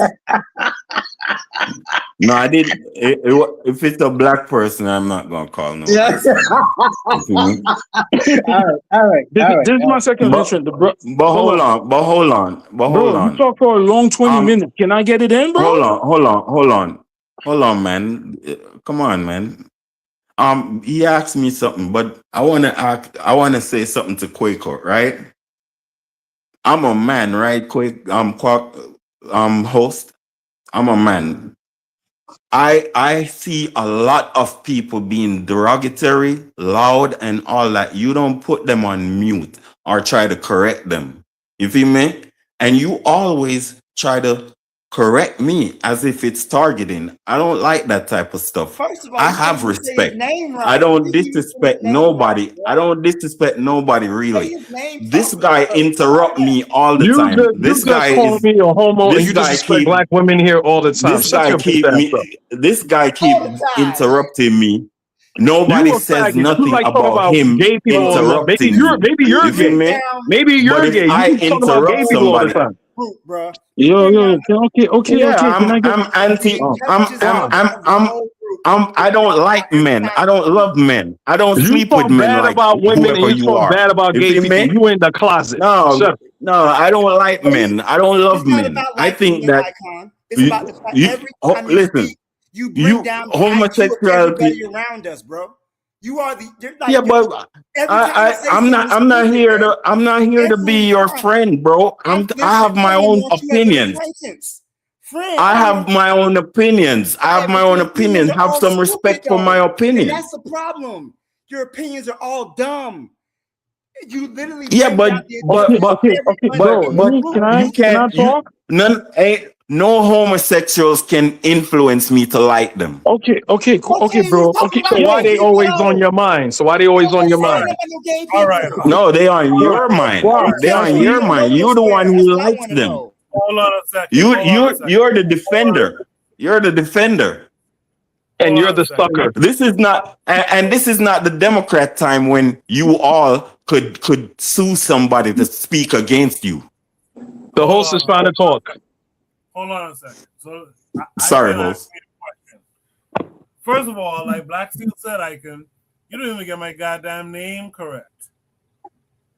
I've been Koku on here for like 10 years now. You didn't get Sorry, Coco. Sorry, Coco. Sorry. right? So just that alone disqualifies you from asking some ignorant question. The other part, Coco, that don't disqualify a man. Calm down, man. That don't disqualify me. For me, that disqualifies you because I don't mess up your name. You understand? I apologize, man. So that's one thing. If I was to go further, I would say that you are always interrupting someone talking on here. And I let you ride sometime because I'm one of those people. This is a meeting place. It's also a show. And I understand as a show, it does well for there to be some things that go kind of off the rails a little bit. So I let it slide. But there's an order here. You can't talk over everyone all the time and then expect that I won't mute you for it. I will, in case you didn't know. All right? So like I said, we're ending in about 5 minutes. Can I say something, Goku, about the question? Zulio speak, keep it brief, and then everyone else who wants to speak and speak in that time that we have left. Go ahead, Azuli. Be brief. Real quick, some brother had asked a question saying that, first of all, I want to say I'm not MAGA. That's what I want to say. But the brother wanted to say, when was America great again? Was great for black people? I'm reading something here. I'm gonna name some cities that black people were doing great before the civil rights movement in the 1970s. Mount Bayou, Mississippi, Tulsa, Greenwood District, Bali, Oklahoma, Richmond, Jackson, right? And a bunch of other cities where black people, I get it, they were not doing like super great or whatever, but you know what? Black people were getting married at a 90-something clip. Black people were staying together more. Yeah, no homo. More together. Black people had businesses together. All of that. Black people had banks. All of that. Now today, my brother, the brother who asked me when was America, when did black people ever do good? Name me 5 cities that are predominantly black, where black people own banks, movie theaters, airports, and all of that. Black people had all of that before the civil rights movement, before the crack epidemic hit. before the 1980s, before all these, we turned Democrat. When black people were Republican, yes, we had our struggle. West was getting, but there was, out of all of this, I see a bunch of cities that were predominantly black, where black people were doing great. There's a city in North Carolina called Haiti District, Durham, North Carolina. It's called the Black Wall Street. They were doing great. Now, name me another city right now in America. Since we say, hold up, brother. Since we say this is so progressive. I was answering. No, I'm about to give it to you. Since we say all of this, a major city, Haiti District, Durham, black people were outstanding. I'm saying now, name me a city where, name me 3 cities where predominantly black, where we rule, we have our own school, own police chief, own banking. That's it. So you already conceded to my point, because you said while saying that, well, okay, black Americans weren't doing great, so the conversation's over. So the city that you're mentioning a whole lot of cities, right? Now, during this time, you're talking about before the civil rights era, right? So we're talking more like Reconstruction, where it was legal for a white person to lynch you, kill a whole bunch of people. Malcolm X, saw his father get lynched, so that's a great time to you. As long as we're, quote unquote, in hindsight, marrying each other at a different rate, it's okay for white people to terrorize us, kill us, take us out of prison, and like our brother Jack Darrow, and do mob justice on black people. So you're a Democrat. I'm not finished. I'm answering your question. You got mad. You conceded to the point already, and you went on like you cooked me. You already said it was never great. So the thing he's mentioning all those. So he's mentioning all those cities, right? Where there was, yes, all the thing he said that was happening, but it was happening under where black people had no rights whatsoever. Anyway, all these cities that was happening was under the Democrats. It was under the Democrats. So you and I, the Democrats. All that lynching was under the Democrats. Why, brother? I didn't cut you off. So you keep doing that thing because you keep looking at a lot of PragerU. It seems because you get your wires crossed. So the Democrats then are the Republicans now. All right, good, cool, we're straight. So you're in New York just like me. There are a lot of cities and towns that white people, you're Republicans, which were Democrats then, that burnt down. So next time you're in New York City, you're in Manhattan, and you're in Central Park. Oh, you want to say Seneca? You want to say Seneca? Oh my God. We all know about that. Name me a city right now. Why are you cutting me off? You're not answering my question. You're not answering my question. You already conceded to the point that black people was never great. So you already cooked yourself.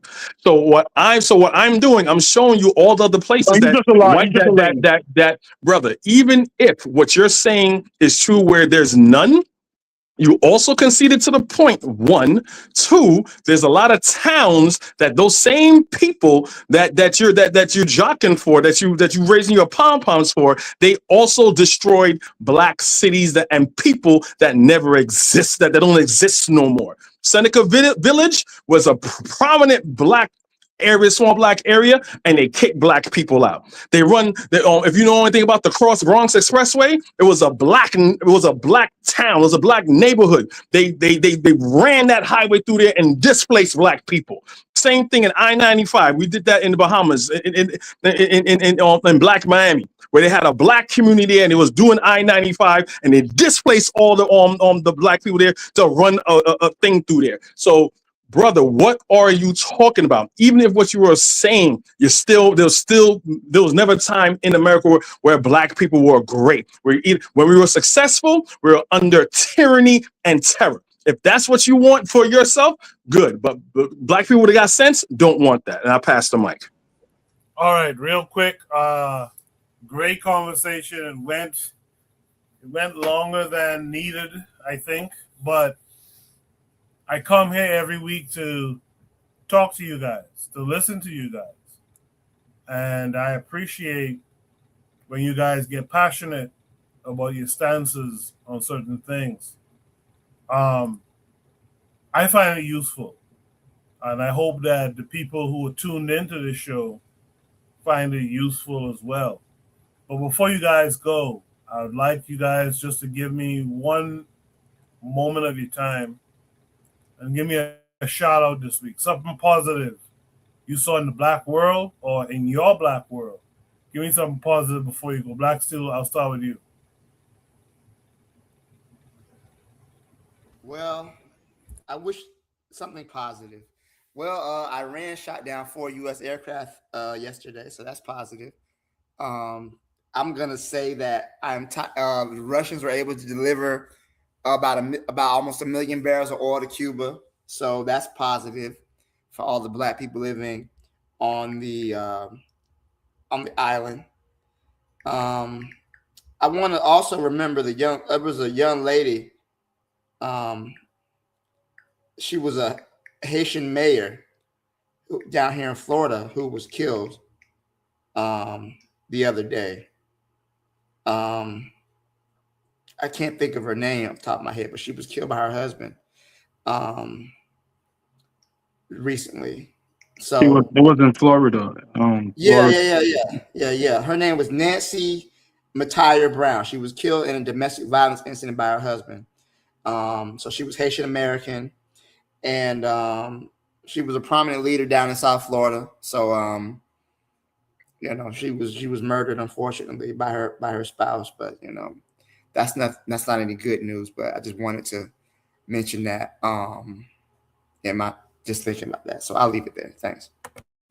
Yeah, I appreciate you bringing that up, Black Steel. I'm curious to see what will happen over the next few weeks because there's been an early back and forth conversation on social media that he was jealous of her ascension versus some people are saying she was having an affair.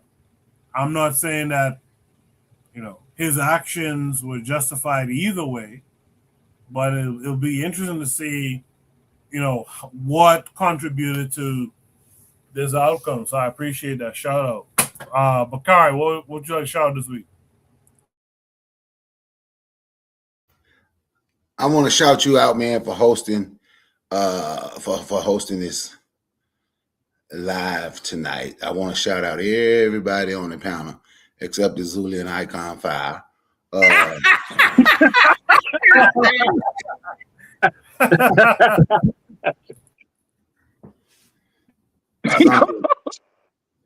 Something positive.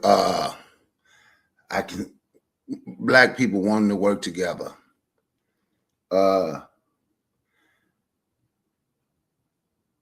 When they mentioned these black cities, he really only mentioned one black city, that was Mountain Bayou, Mississippi. And like Black Steel put in the chat, he gonna talk about something that people could go burn down. Now Mountain Bayou, Mississippi still stands. It's still the last all black town standing, but had nothing to do whether they was under a Republican or a Democrat. It had something to do. A lot of it had something to do with they were forced to be somewhere. They were sold swamp land. It was just swamp. And those people, black people, my African ancestors in Mississippi, knew how to turn swamp land to where they could grow. They wouldn't say it was great because people cut the railway. It's a long story, and I don't want to go there. But was Mount Bayou a great place and it still stands? Yes, but they wouldn't say America was great to them.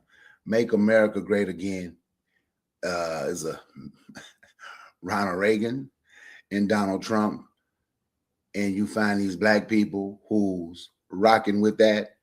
I've not lost, but I got a couple of family members I don't deal with.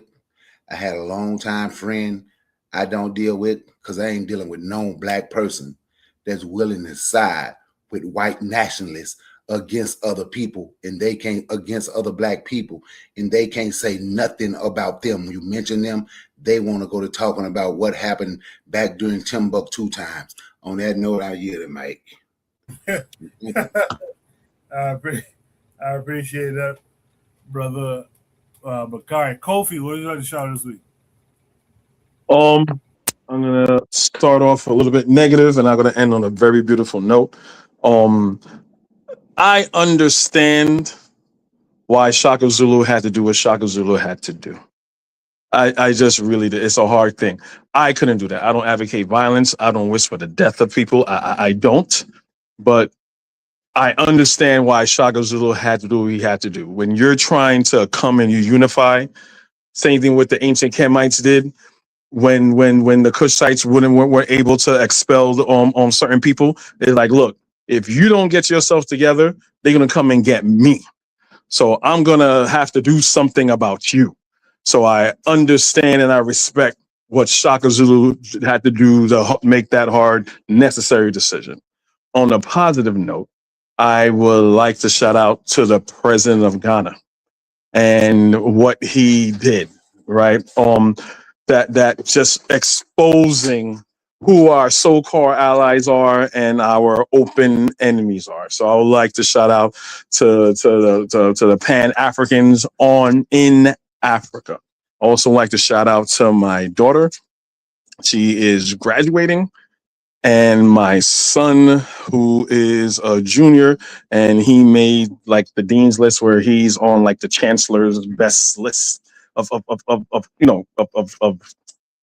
kids who rise, above, and he got like this commendation, and he was like in the local newspaper and stuff like that. So I love it's my oldest son and my oldest daughter, and I want to shout them out and let them know I'm proud of them, and that's pretty much it. Thank you. And to you, Koku, man. Sorry if I overtalk to you, man. It's passion. And again, shout out to you because you put this together and you have to have a lot of patience. And I know you you gotta do a lot of the things simultaneously. Shout out to you too. Appreciate that, Brother Kofi. With that said, let's hear from Azuliism. Azuliism will say you. Okay, first of all, I'm gonna say, even though you don't consider me your brother, but shout out to your kids for doing great things, good work, positive work in the community. That's one, first and foremost. Second, Thank you. So second, my brother said, we were talking, said, and I'm not trying to be petty, but Seneca Village was destroyed in 1857. Who was the mayor? A Democratic mayor. But that's neither here nor there.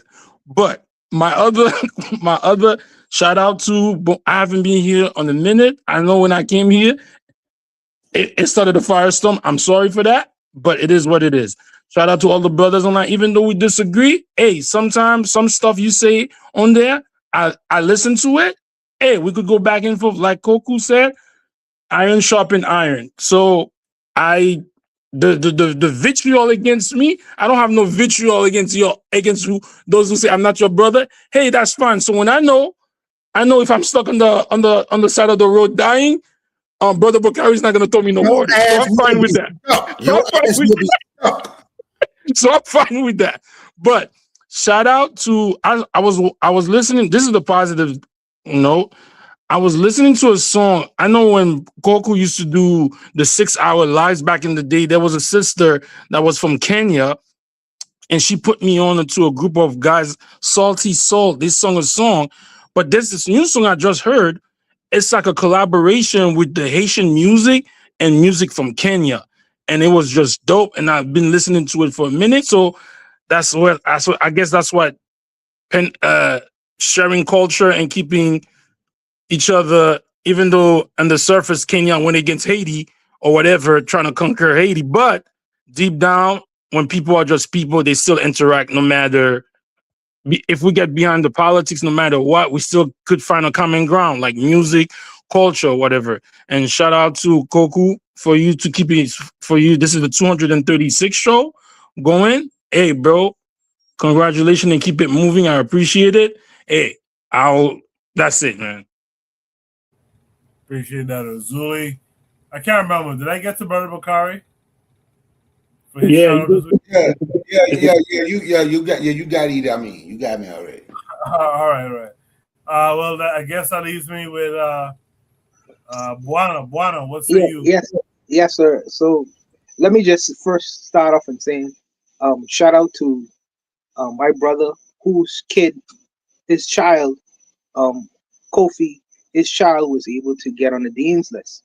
That's not easy. I think that Brother Bakari's son was able to do the same thing as well. So like minds think alike. The men, especially the fathers, seem to be doing something good. So that is something to be commendable in terms of your fatherhoodship and mentoring, and also Kofi's daughter as well. I think that should be congratulated and should be mentioned. Um, Also, I did see the sister in South Florida who got unalive, and my heart goes out to her family. Bless her soul wherever it is, and I hope the person who committed that act is punished to the highest extent of the law for doing that to that girl. If you find yourself in a situation where you get so angry that you need to put your hands on somebody, put it on yourself. Buana, he's Jamaican. Them Jamaicans don't know how to control the Either put it on yourself or leave. For the Cuban people, where the oil was able to get to Cuba via the Russians, I think that's a good thing. It's ain't a good feeling when your lights off and you have to live under kerosene lamp. So I appreciate the fact that they was able to get oil to them people. There's a guy named Bob Law. I don't know if y'all brothers know who he is, but Bob Law, he was a famous radio personality that died this week, and I want to give respect and shout outs to him as well for his job and his goal. Finally, let me say this, because I know the brothers them is be at each other's throats when they listening to these discussions. But remember, if you hate me and I hate you, y'all would never sit on a show for 4 hours having a conversation with one another. People who hate each other don't do that. So there must be something that continues to bring us together, despite the fact that we have completely oppositional views to one another. And that's the bigger picture that we don't see sometimes. But I would say that support Matron.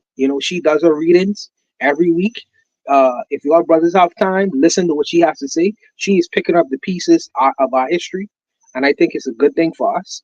But just remember that, no matter where we stand politically or whatever, Black men would not sit on this live for 4 hours if we had complete hatred for one another. There must be something that continues to bring us together. So I want the brothers to be minded of that. That's it, Koku. Thank you for the time, brother. I hope to see y'all brothers next week, and healthy, wealthy, and wise. I'll leave it there.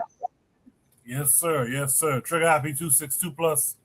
The chat says, shout out to Ibrahim Traore for being clear on who the opposition is. He says, great show, especially the last conversation. I was just sitting back listening this time instead of typing. That's how I felt as well. I just was sitting back, taking in the passion behind the points being made, and I think that's a good thing. That's why I know it was brought up early in Shooter Breeze Supper number 1. That's why I don't mind it not being an echo chamber. Because I think when it's intelligent, echo chambers are good. I think when it's ignorant, echo chambers are bad. So I just want to thank you guys for that. We'll be back next week. Yo, Koku, you forgot my boy. You forgot the Jamaican guy. Oh, I can? Yeah. Nah, he left. Okay. So I thank you guys for the conversation. And I hope to talk to you guys again next week. Until then, you guys be good. Peace.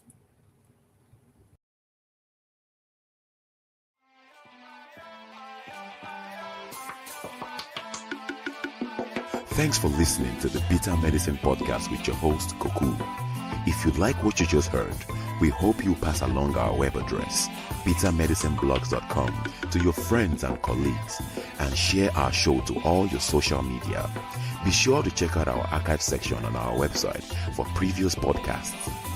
This has been a KWAZ radio production. Join us next time for another session of the Bitter Medicine Podcast.